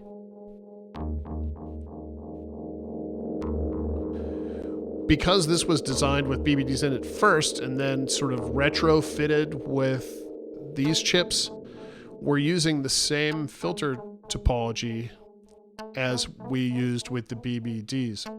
We took the companders out because they weren't necessary for this, but the filters are still in there. Each channel, 1, 2, 3, and 4, has 2 filters in it. There's a filter on the input and there's a filter on the output. And the reason we do that is the bandwidth through these chips is small. So you filter out anything that you're going to end up filtering at the output, you filter at the input too. So you're not wasting bandwidth going through the chips.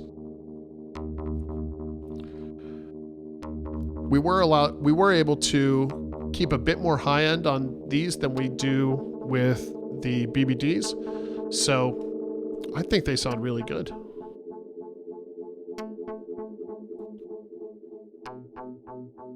This walkthrough of the module has veered off in many, many different directions, but that's okay. Any questions you guys have, just put them in the comments and I'll just keep answering them in real time. That's totally good. And Herman, seriously, if you want to come over, you're welcome to patch. Otherwise, I will keep it going here.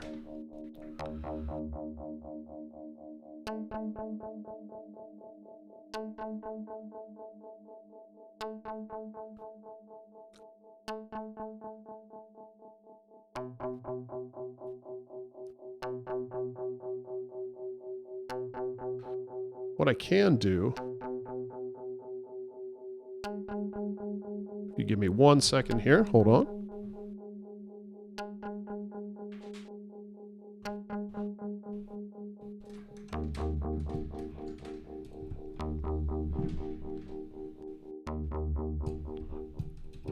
We've been listening to the same sort of instrument here this whole time.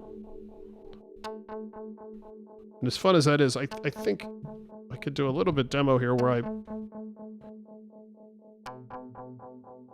this will probably get my YouTube channel shut down again.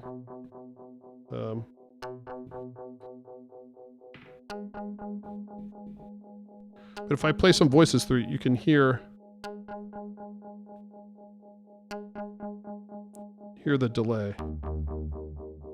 Maybe outside of the context of just a basic synth.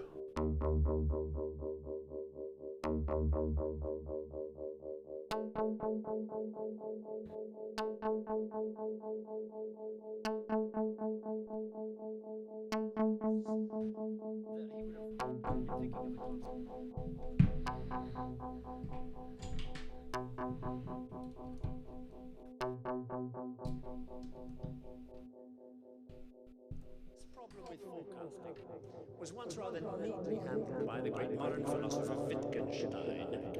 Okay, this is a. Well, I guess what it is relatively irrelevant. But if you're interested, this is a talk that James Burke gave about 10 years ago or so. So what we have now is the same patch as before. We're just using 2 channels. And they're patched up as stereo.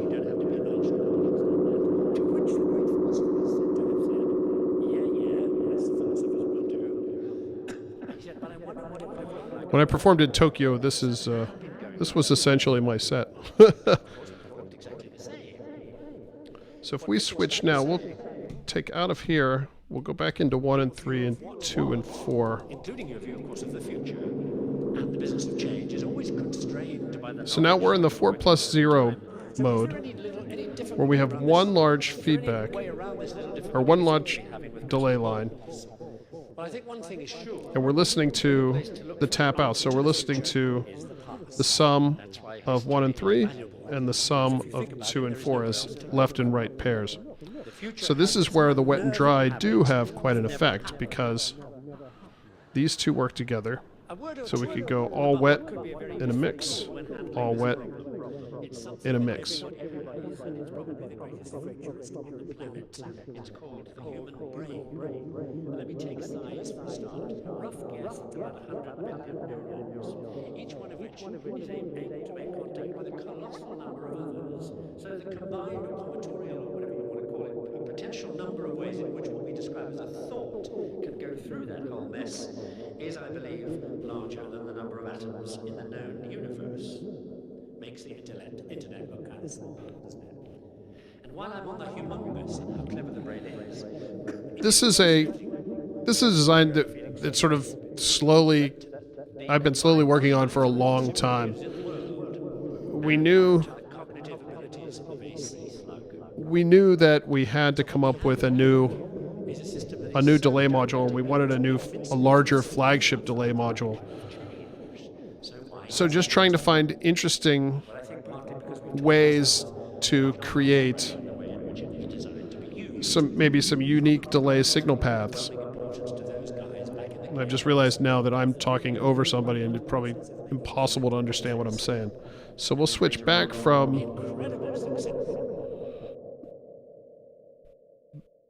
James Burke to the bass line here. And what was the spark for this was when we did our delay module, we had to design a sort of simulated reverb tank.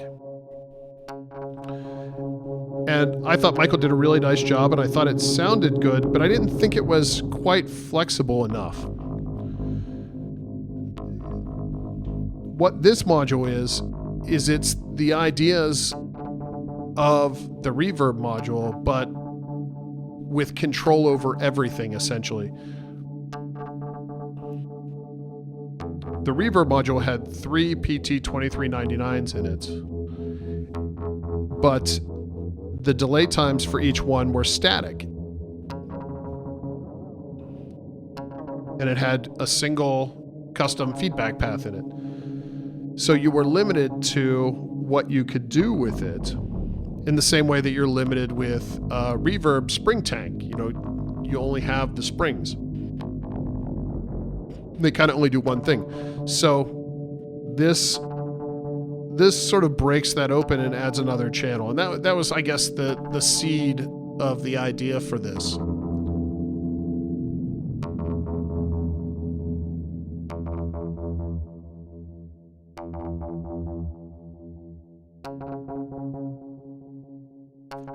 If I take... No. In 2+2 mode, if you take the output from 2 and put it to the input of 3, it would not be 4 plus 0. And the reason for that is you have, in 2+2 mode, you have 2 independent feedback paths. You don't have one overarching feedback path. So that would be the difference. That doesn't mean it won't sound interesting. So we could try it out here. If we go to 2+2 and we patch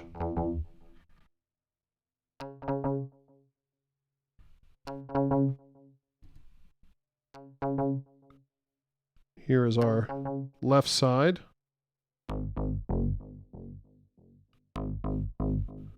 And here's our right side.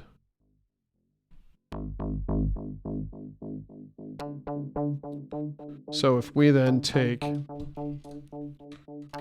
the output of 2 and patch it in here,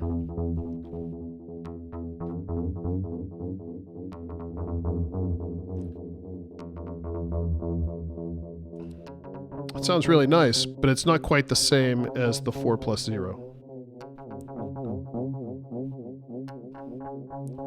But I say I like it a lot. If we go back to our stereo effect, yeah, but that sounds really good. Because remember with these stereo outs, we're taking 1 plus 3, 2 plus 4. So we're essentially taking one out of each for the left and the right. So you get this additional intermingling between the two sides.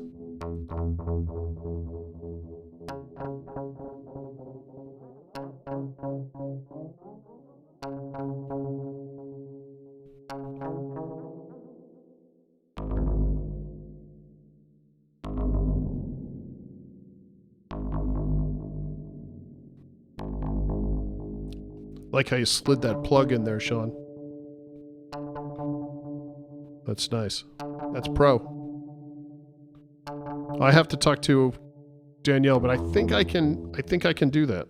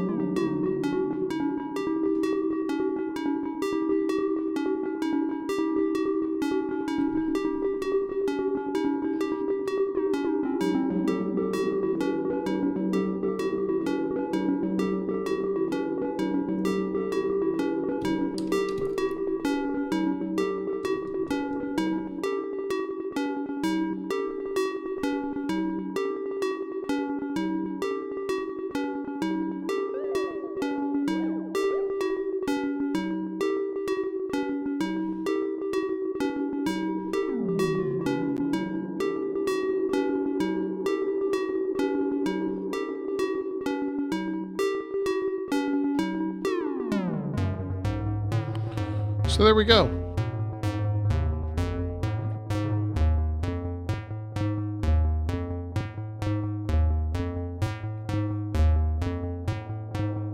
That's funny.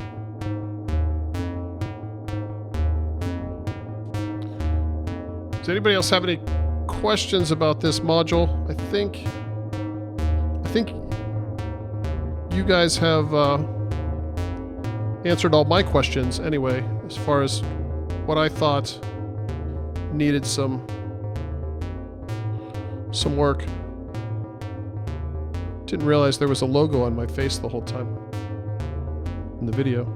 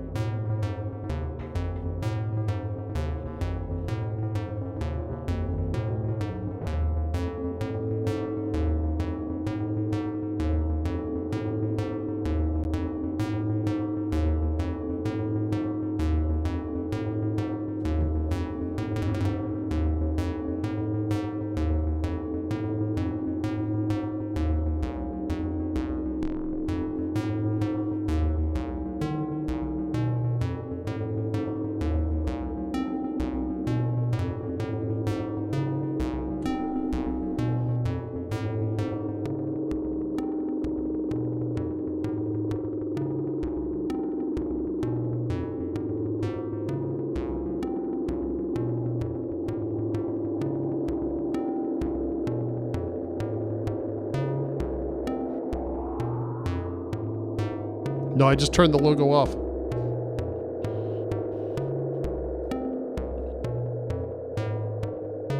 It doesn't do Carbon Strong. You can't get... The delay time isn't anywhere near short enough. The minimum delay time this will do is 45 milliseconds, and then that's per channel. So when you add that together, it does delay. It's just not short enough. That's a limitation of the 2399.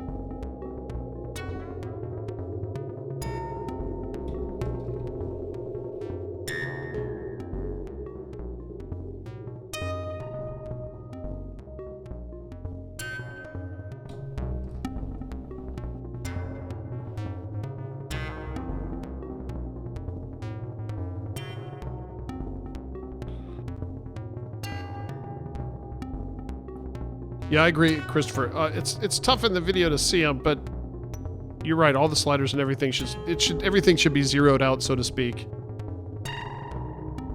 so that it makes a little bit more sense. I would have to agree with that.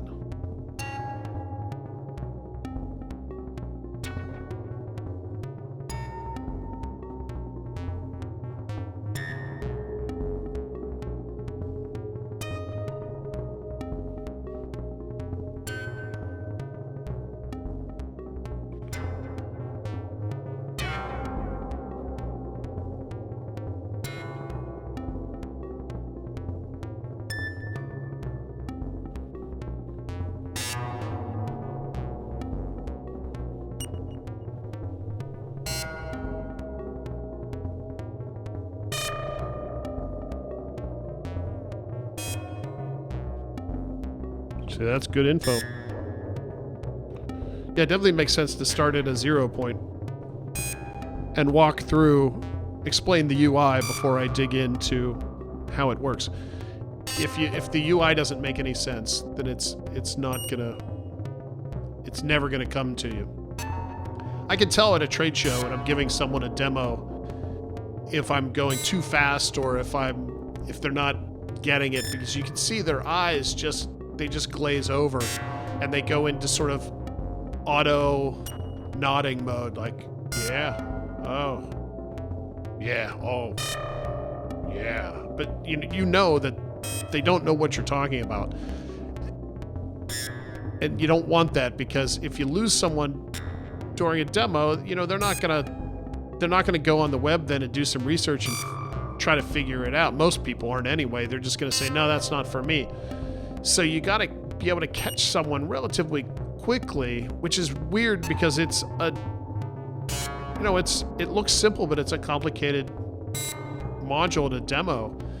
I know at Super Booth, we were showing the Voltage Research Lab, trying to get people excited about that because it was a Kickstarter, and I was able to get the demo of the Voltage Research Lab down to about 30 seconds, where I could just say, no, stop, listen to this, and I could blow them away just by the sound of it in about 30 seconds. And then if they wanted to go deeper, then I could walk them through the system and sort of show them what was going on behind the scenes. Big Ion, I agree, manuals are definitely helpful. And there will be a manual for this and, a nice website. But what I'm trying to do now is kind of solve the how do I explain this at a trade show problem. There's going to be a ton of people coming by the booth. Everyone's going to be vaguely interested when they walk by. And I need to give them something that they're like, oh yeah, tell me more.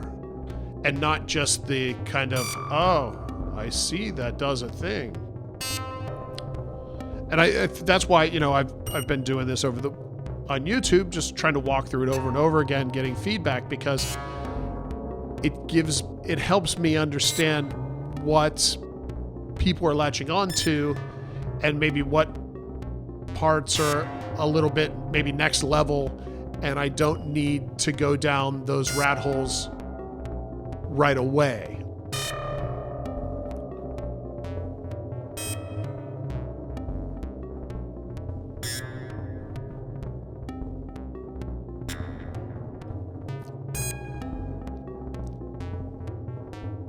I think 41 people watching is certainly a lot more people than I have when I'm putting modules together. That's okay. WY, this one's not going to Kickstarter. This one's actually in production now. We're manufacturing 100 of them. So they'll probably be available in 5 to 6 weeks. They'll start shipping. We've made 100 of them. If we sell 100, we'll make some more. If we sell 100 within a reasonable amount of time. This module's very expensive to manufacture, and I'm not sure what the world market for a crazy Eurorack, $549 Eurorack delay is. So we're gonna do 100 and see how it's received and take it from there.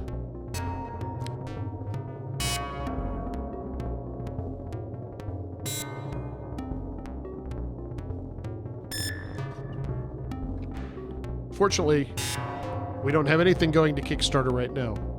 We just shipped out the last Voltage Research Laboratories to Kickstarter last week, so we'll be building and shipping now to dealers and to pre-orders on our website for that.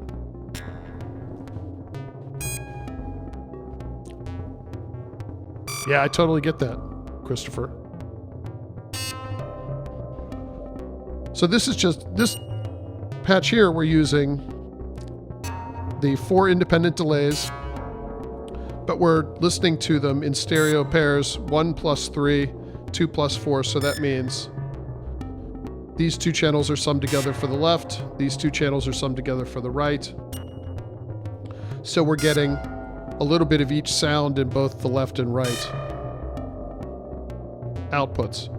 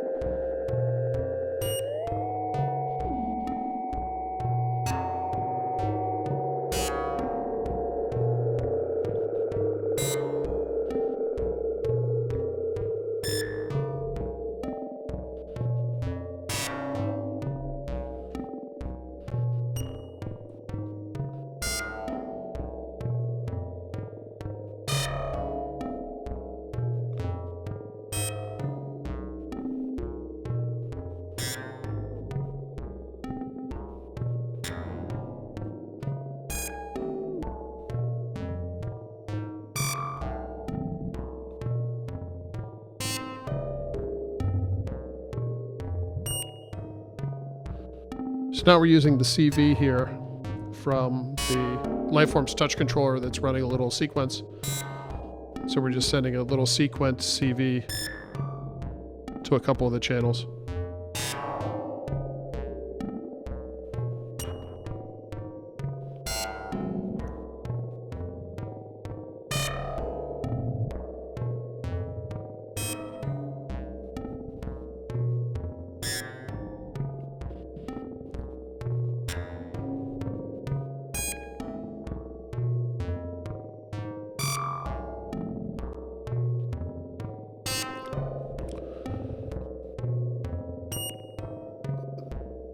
Pulley, it's not a delay sequencer.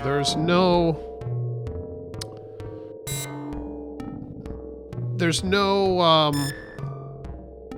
active switching from one channel to another.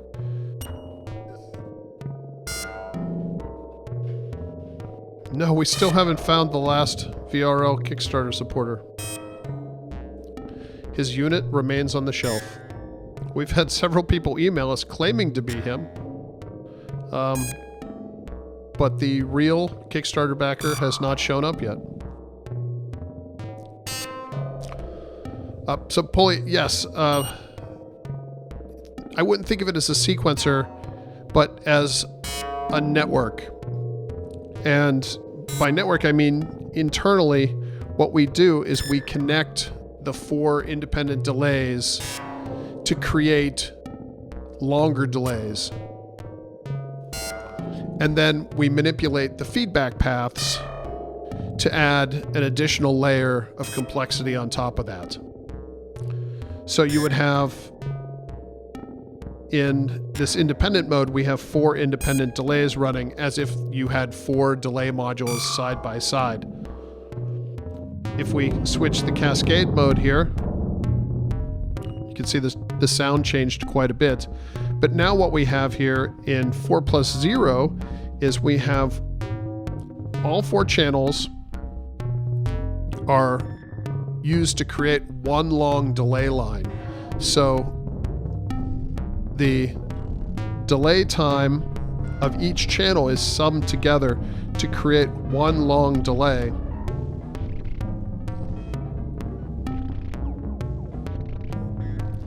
And then they share one single feedback path.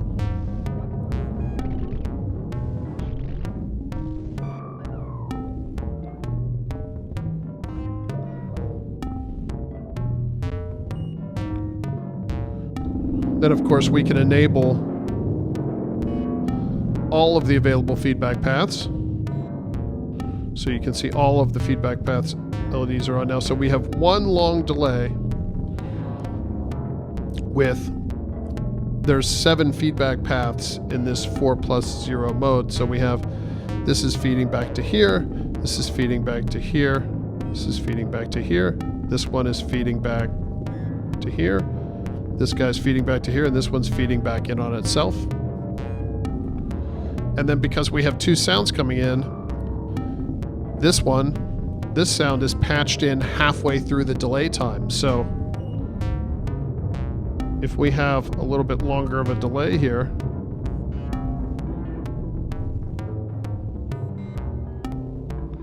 this second sound is patched in sort of halfway through, so it's inserted into the delay line. And we can set how much goes in using this input, a level attenuator here. And if you want to add any tap, so if we just take this off and have one sound going, we can use these input levels as tap inputs that are all normal to this input because nothing else is patched into the inputs down here. So we can create a multi-tap delay just by turning up the knobs.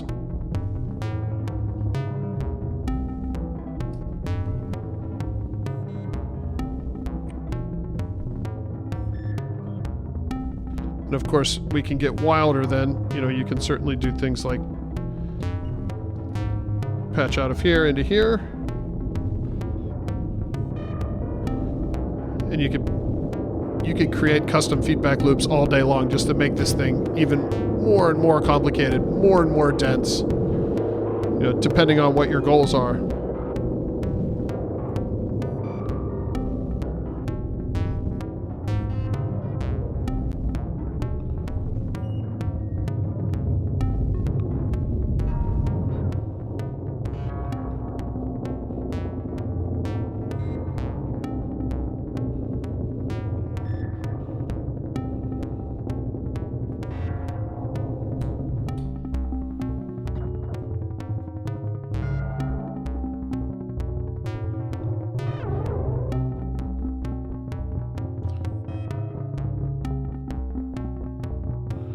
Well, thanks everybody for watching. I don't really have much else. Oh, I said I would show the other modules. That's right. Okay. Well, let's do that, and then I'm going to have a beer. So, the camera may go a little crazy here, but bear with me. So the modules we're showing at NAMM this year, obviously the cascading delay, and then we have... This is the SV. Of course, I have autofocus turned off here, so I got to keep my distance. Oh, the max delay time of a single delay mark is 600 milliseconds. So each channel, each delay is 600 milliseconds, so you add those together to get 2.4 seconds if you cascade all the delays together. There are trimmers on the back of the module. So, let me go back to the delay here. There are trimmers on the back of the module for the delay time. So if you want a longer delay, you can absolutely just adjust the trimmers, and the delays, each one will go up to 2.8 seconds long. So now at 2.8 seconds, it doesn't sound terribly good, or I guess it sounds terrible. It stops being what I would consider clean at 600 milliseconds, and that's why we picked that length. But you can absolutely, you know, if you wanted to push them to a second, they still sound pretty good at a second. Anything longer than that, it's just dirt, but it's an option. It's absolutely an option. WY, there's not going to be another VRL stream until I get back, probably from vacation. I'm going to do some other stuff in the meantime, but I finished putting all the stuff I'm going to put together this afternoon, actually. So we have the SV1B, and as you can see, it looks like the SV1. It is the SV1. But it's got a black panel, and it has some square buttons. That's what makes that new and exciting. Other than that, it's the same. No, 800 milliseconds is probably going to sound pretty good. Like I said, I had it up to a second at the shop, and it sounded relative. Once you get up, you know, into 9 second or longer than that, you are going to hear some dirt, and it's going to decay the sound a little bit. But depending on what you're doing, that might be totally fine. 600 milliseconds, it's super clean. And that's why we calibrated it to that. But you can go, you can trim it, try it, and always pull it back. It's an option.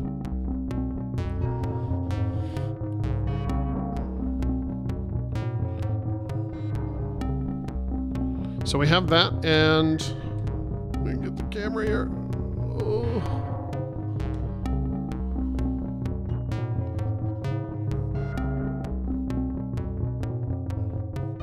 See if I can get it to autofocus. There we go. This module is the organic waveform generator. This is the wave folder from the voltage lab, the primary oscillator wave folder with the warp circuit built in. So this allows you to fold square waves and saw waves and all that fun stuff. Really, really big, great sound out of this thing. You have voltage control over everything. It's essentially an exact copy of the wave folder from the voltage lab.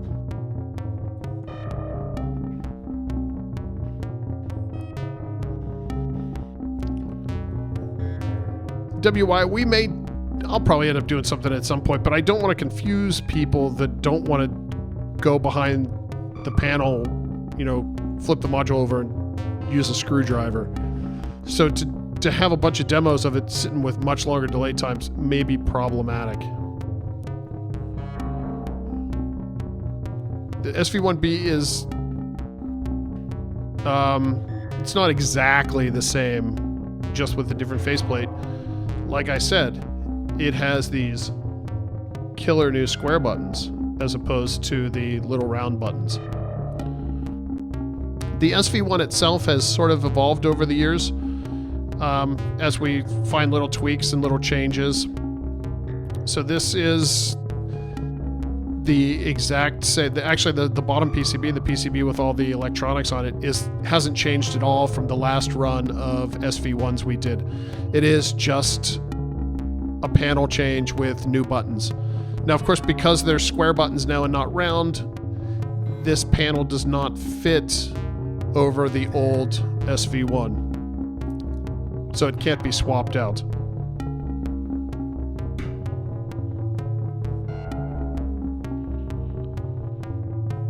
This case, it would pair nicely with an Evo. And oddly enough, this case is an Evo case. It's a Structure 208. Yeah, so those are all the modules, and over here is the mixing console module. In its previous life, this module was called the system interface and had a bunch of knobs and toggle switches. This one has sliders and buttons.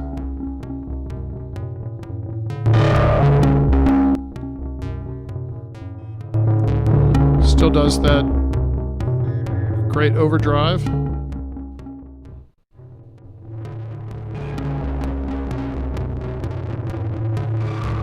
If you want to blow it out, you can absolutely do that.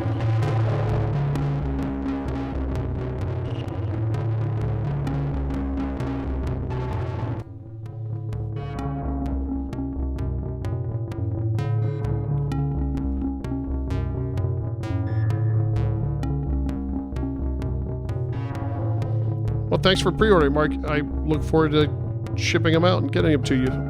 Like I mentioned before, orders to dealers and pre-orders on our website will start shipping now in the next week or two. NAMM kind of gets in the way, and because Perry is going to be at NAMM with us, and Perry does all of the calibration and final testing, we're not going to get a whole lot done while we're there. But as soon as we get back, Perry will have a line of them waiting for him to be calibrated and tested, and they'll start shipping right away. I will be on vacation, but those guys are more than capable of managing all this without me at this point.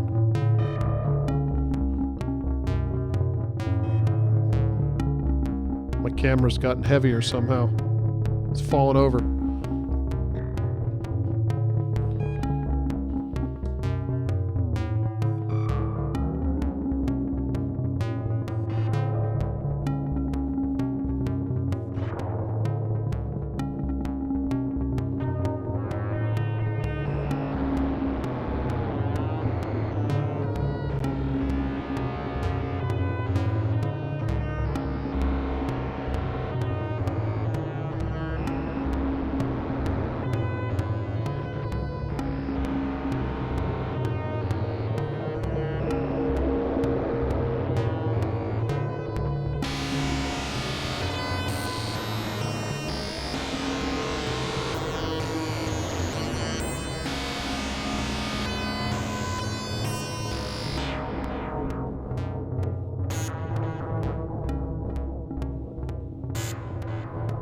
So in 2+2 mode here, we now have the SV1 going into the first two, and we have the voltage lab going into the second two here.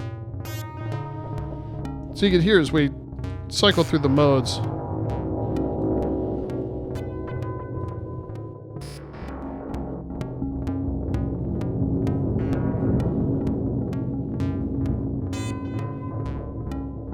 it gives you a bunch of different places to jump off and start from.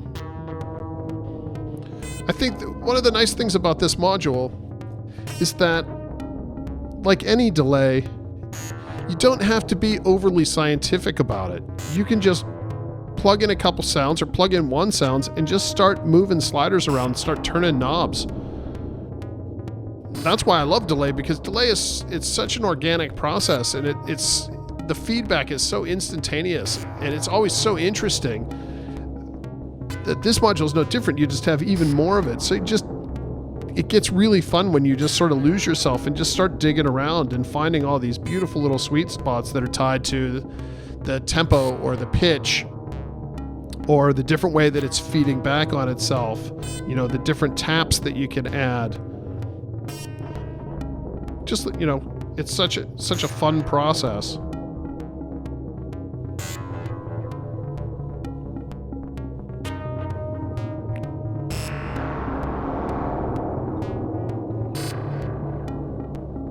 I don't have an oscilloscope here at my house,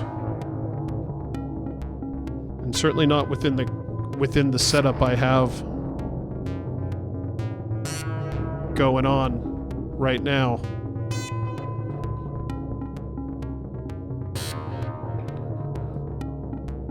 To show the waveforms.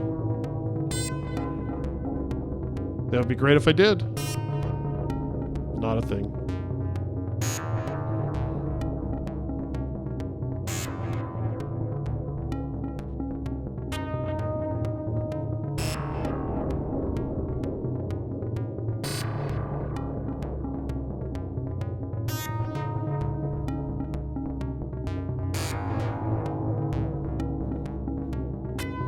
Well, again, I think that's about it, guys. I appreciate everyone coming out and listening to it, helping me sort of talk through it. Again, I'm getting ready for NAMM here in a couple days.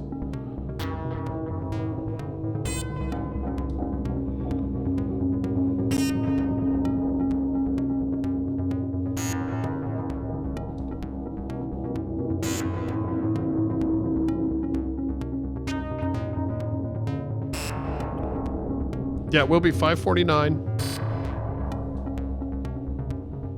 and they'll be available in 5 to 6 weeks. They've been in production now for about a month. We should have them relatively soon. We're getting these and the SV1Bs at the same time. My guess is that the dealers are going to be more interested initially in the SV1s than in this, so the SV1Bs will probably ship before this does, but because again, there's only so many of us at the shop. We only have so much bandwidth to manufacture this stuff and put it together. But they will be there, and I'll certainly, as soon as they're available, they'll, you know, they'll be available for sale on our web store.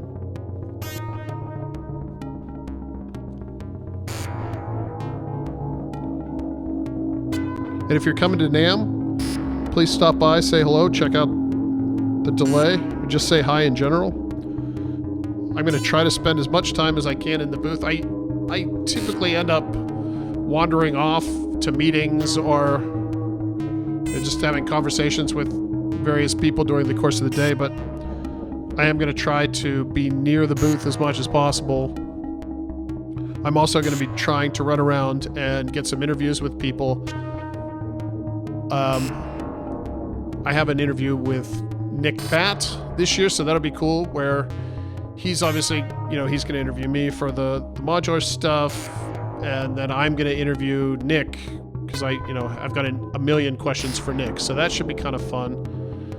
How much is manufactured in-house? Not a whole lot, to be honest with you, although, we get the PCBs to come to us stuffed, and we take it from there. So we put on the panel, we put on the knobs, do all the calibration, all the testing, all the boxing, and all the shipping. So that's more assembly. So I would say we really don't do any manufacturing. We do all the assembly, though.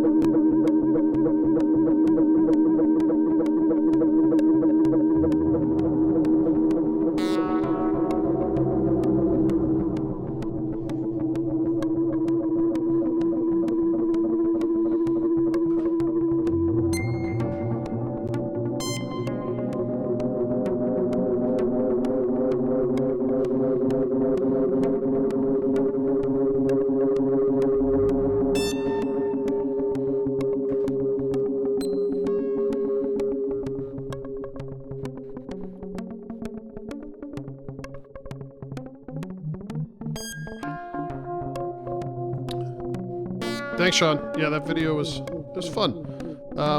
Festivities start. We leave for the airport at 3 a.m. on Tuesday, so it's basically Wednesday morning, super early.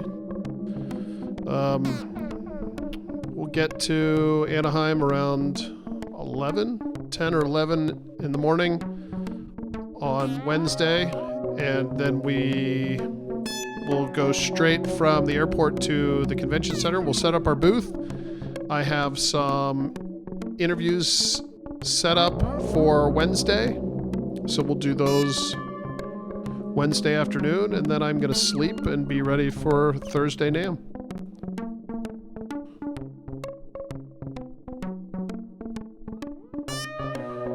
Big Island, we absolutely want to do another run of VRLs. They're very expensive to do. A run of VRLs is like $100,000 or $110,000. So it's a balancing act for us. You know, we're a teeny tiny company. That's a lot of money. So we got to figure out how to do it. But once we get that worked out, yeah, we're absolutely going to do more.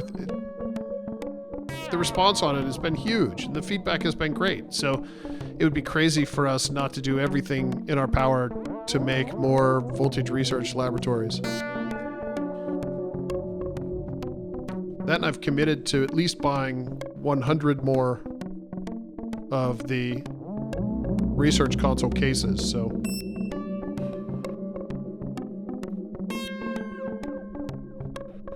am I going to do anything fun in Southern California? Yes, absolutely.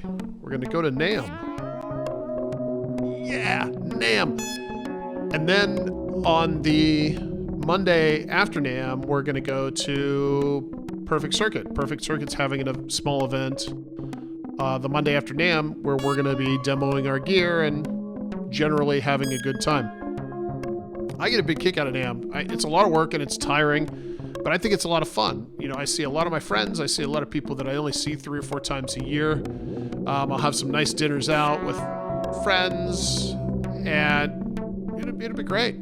I look forward to it.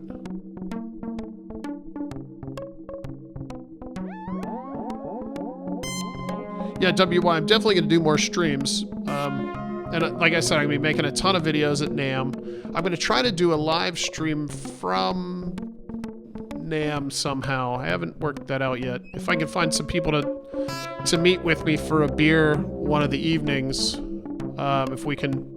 I don't want to say the restaurant we go to because I don't want 1 million people there, because we can actually get a table. But if we can go to the restaurant and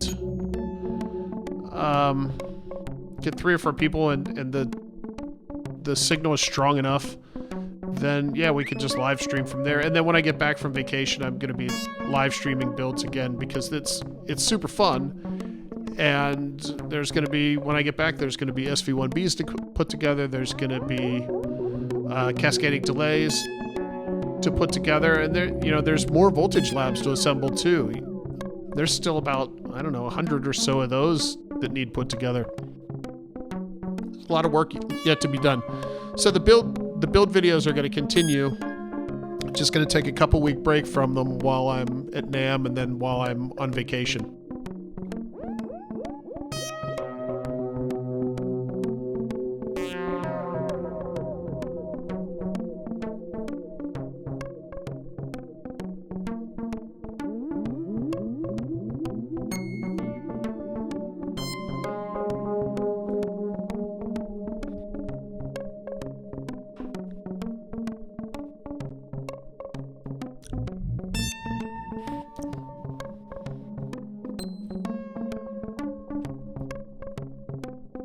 All right, any other questions, or I think I may shut it down.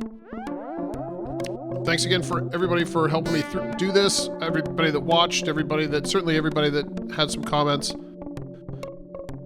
I like the idea of giving them different names instead of calling them 1 through 5. That makes a huge amount of sense, and I think it helps describe them a lot clearer. And I guess we'll see in a couple days if these live streams with you guys helping me walk through this did any good. When you see the Sonic State video That'll let you know whether I've wasted my time or it ended up helping at all. Hopefully it did.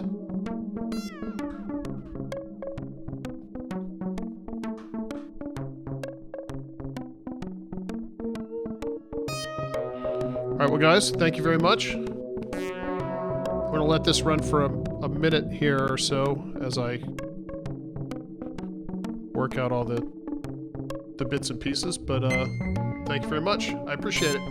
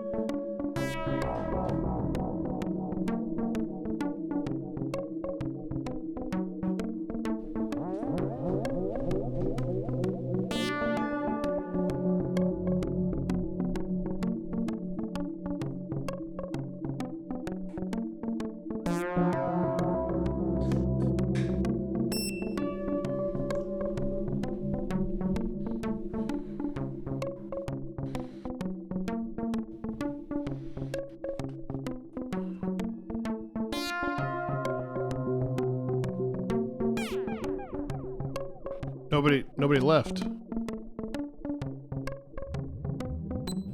I think there's more people now watching than when I said the stream was over. You can tell the difference between, because now I have a beer, so this doesn't count.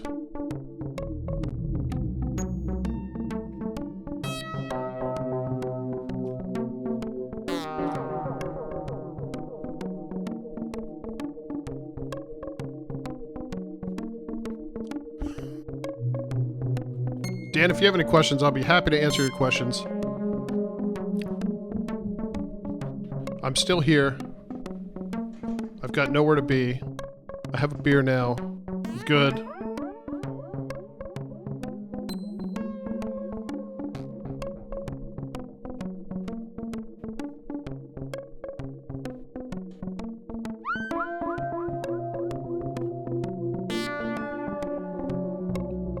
Although the screen on my iPad keeps crashing, which is mildly annoying. I need a second monitor for my build desk here, but I don't have one, so I'm using my iPad in sidecar mode, which in theory is the perfect solution, because I don't need a monitor here all the time unless I'm streaming. And I have an iPad, so it's perfect. But the screen keeps, during the, I know it's been a 2.5 hour stream or whatnot, but it's frozen 2 or 3 times, and that's super annoying.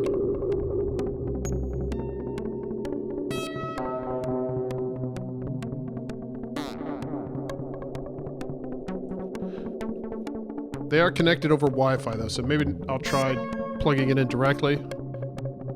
But I only have so many ports on my laptop. Apple's not making this easy.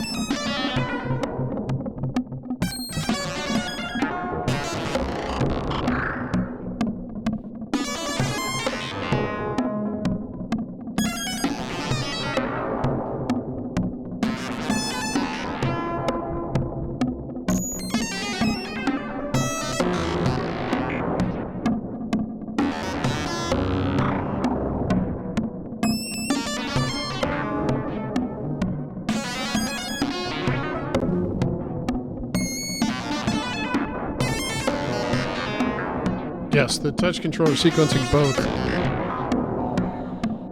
Although the voltage lab is only being sequenced by the first 5 of the 8 steps. So for the last 3 steps of the 8-step sequence, it's staying the same.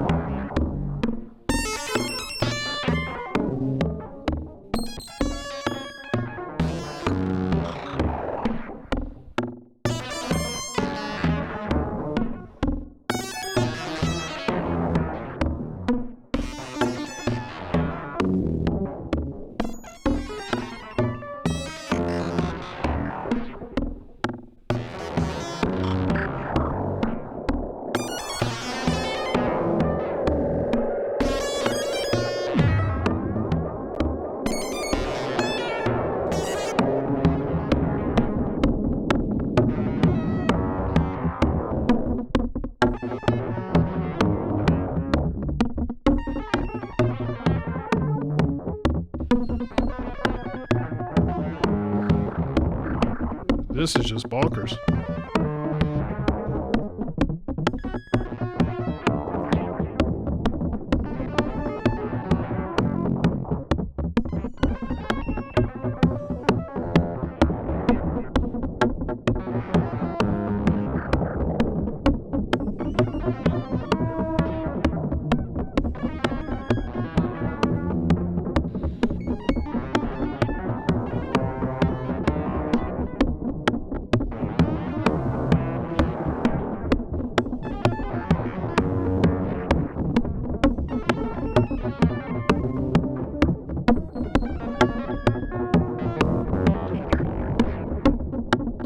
This patch is interesting because you can hear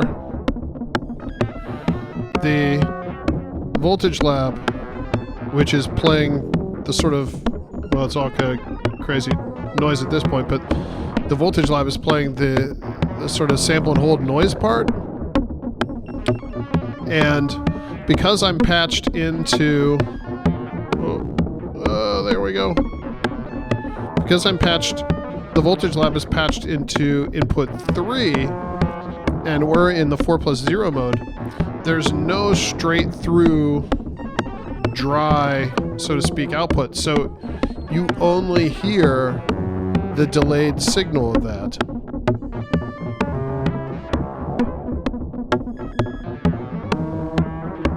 And that signal is inserted into the third of 4 taps into the larger delay line. Super interesting.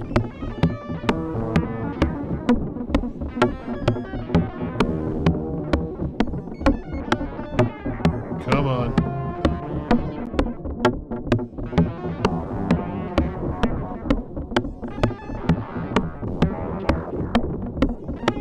I think my camera stand has given up.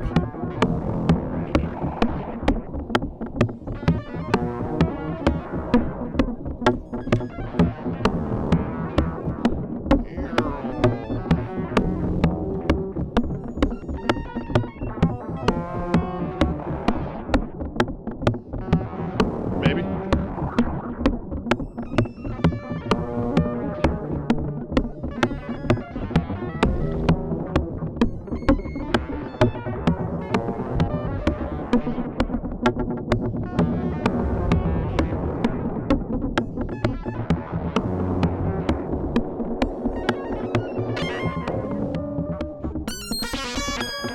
now if we switch to the 2+2 mode, you can hear it has a path to the dry output.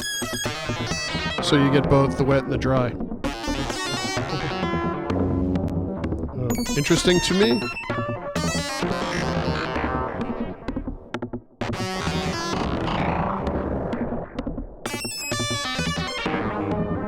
WI, I think you know the answer to that question.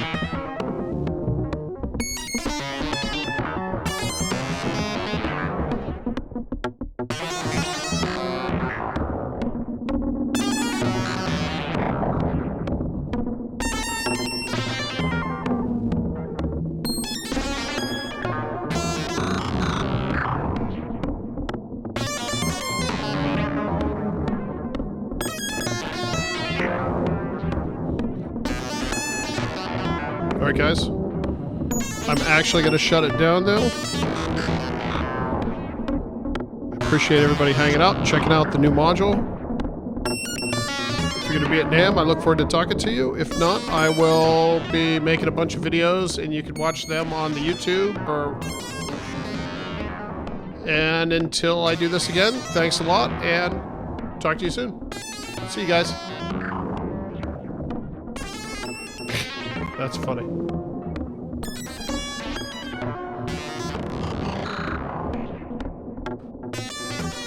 Bye, everybody. Thank you very much.